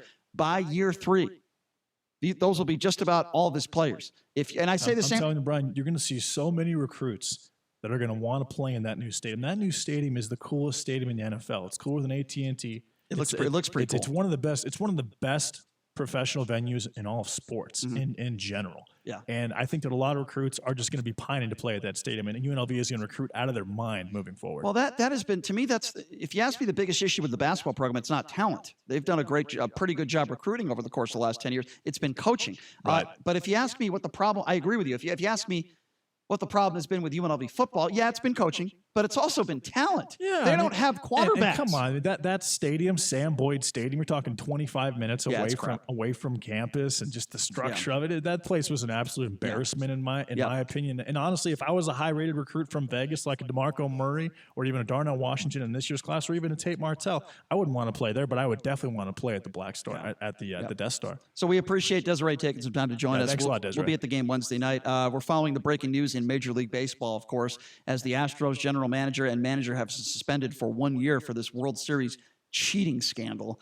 It's pretty harsh, 1 year suspension, but they're pretty much putting the hammer down. If you're going to try to cheat in Major League Baseball, we're going to get you. I like it. I defend it. I think a 1 year suspension, they're lucky. Think about it. Think about this cheating scandal. Think about what took place here. It's unprecedented. We know that managers cheat. We know at times players have cheated. We remember Sammy Sosa with the corked bat. We know the steroid issues that have taken place over many years. And I think it's about time for Bill Belichick to retire, because he loves to cheat. Well, they got caught. He's shaking in his boots. They got caught. He should be. What I don't like is not necessarily them attempting to cheat or cheating. What I didn't like with Bill Belichick was how he handled it in the press conferences, not owning his actions and apologizing. It goes way back. Way back to the first time they got caught, and he just would not apologize for anything. His school of thought, and he's a military guy, I will do anything I can to win. And in that case, it included cheating. But yeah, the Astros deserve this punishment, and I'm extremely happy that they got it. Yeah. I mean, again, we're going to have to wait and see, if Major League Baseball will continue to police this and continue to go after whether it's players, managers, teams for cheating. Well, what's coming now is electronic strike zones, which I've called for years, and everyone has disliked it. Every umpire seems to have a different strike zone. It's unfair to the hitter. It's unfair to the pitcher. I think a lot of it has to do with the fact that some umpires are 6'6" and the batter's 5'8", or the umpire's 6'2" and the batter's 5'. It's an easy fix. Exactly. It's an easy fix. It should. We're not talking about a foul on the basketball court, which could be subjective. We're talking about balls and strikes, which should not be subjective. It should be like tennis. Is the ball in or is it out? It's the exact same thing. And anyone who wants to be one of those people that says, we can't change baseball, we can't change the rules and this sort of thing, give me a break. Well, baseball, it's uniform. It's a joke. It needs to be uniform, because if one umpire has poor vision, another umpire's got great vision, they're going to see different things, and it's going to make the fan think a little differently, and it's going to make the fan think there's a bias there. All right, well, another show in the books, ladies and gentlemen. Joining us tomorrow, we have the former Nevada Attorney General, George Chanis, will be joining us. So we got a lot to talk to with him. He's got a new book coming out, so he'll be joining us tomorrow. Of course, we will follow the breaking news in Major League Baseball, and of course, we will be covering this National Football Championship game in college tonight. So plenty to get to tomorrow on the show. We're going to take a 21-hour break. I heard rumors maybe Sean Hannity will be the next president of the United States. It's certainly not going to be me, but you can listen to his radio show. It's coming up next right here. Thanks for joining us, everybody. Have a great day. This is John Greenhut, and if your teeth are stained from coffee, tea, or smoking, Power Swabs is the answer. In 5 minutes, you'll see 2 shades whiter teeth, and in 7 days, 6 shades. Even better, there's no messy strips or trays that you'll have to leave in your mouth for an hour. Just swab your teeth for 5 minutes, and you're done.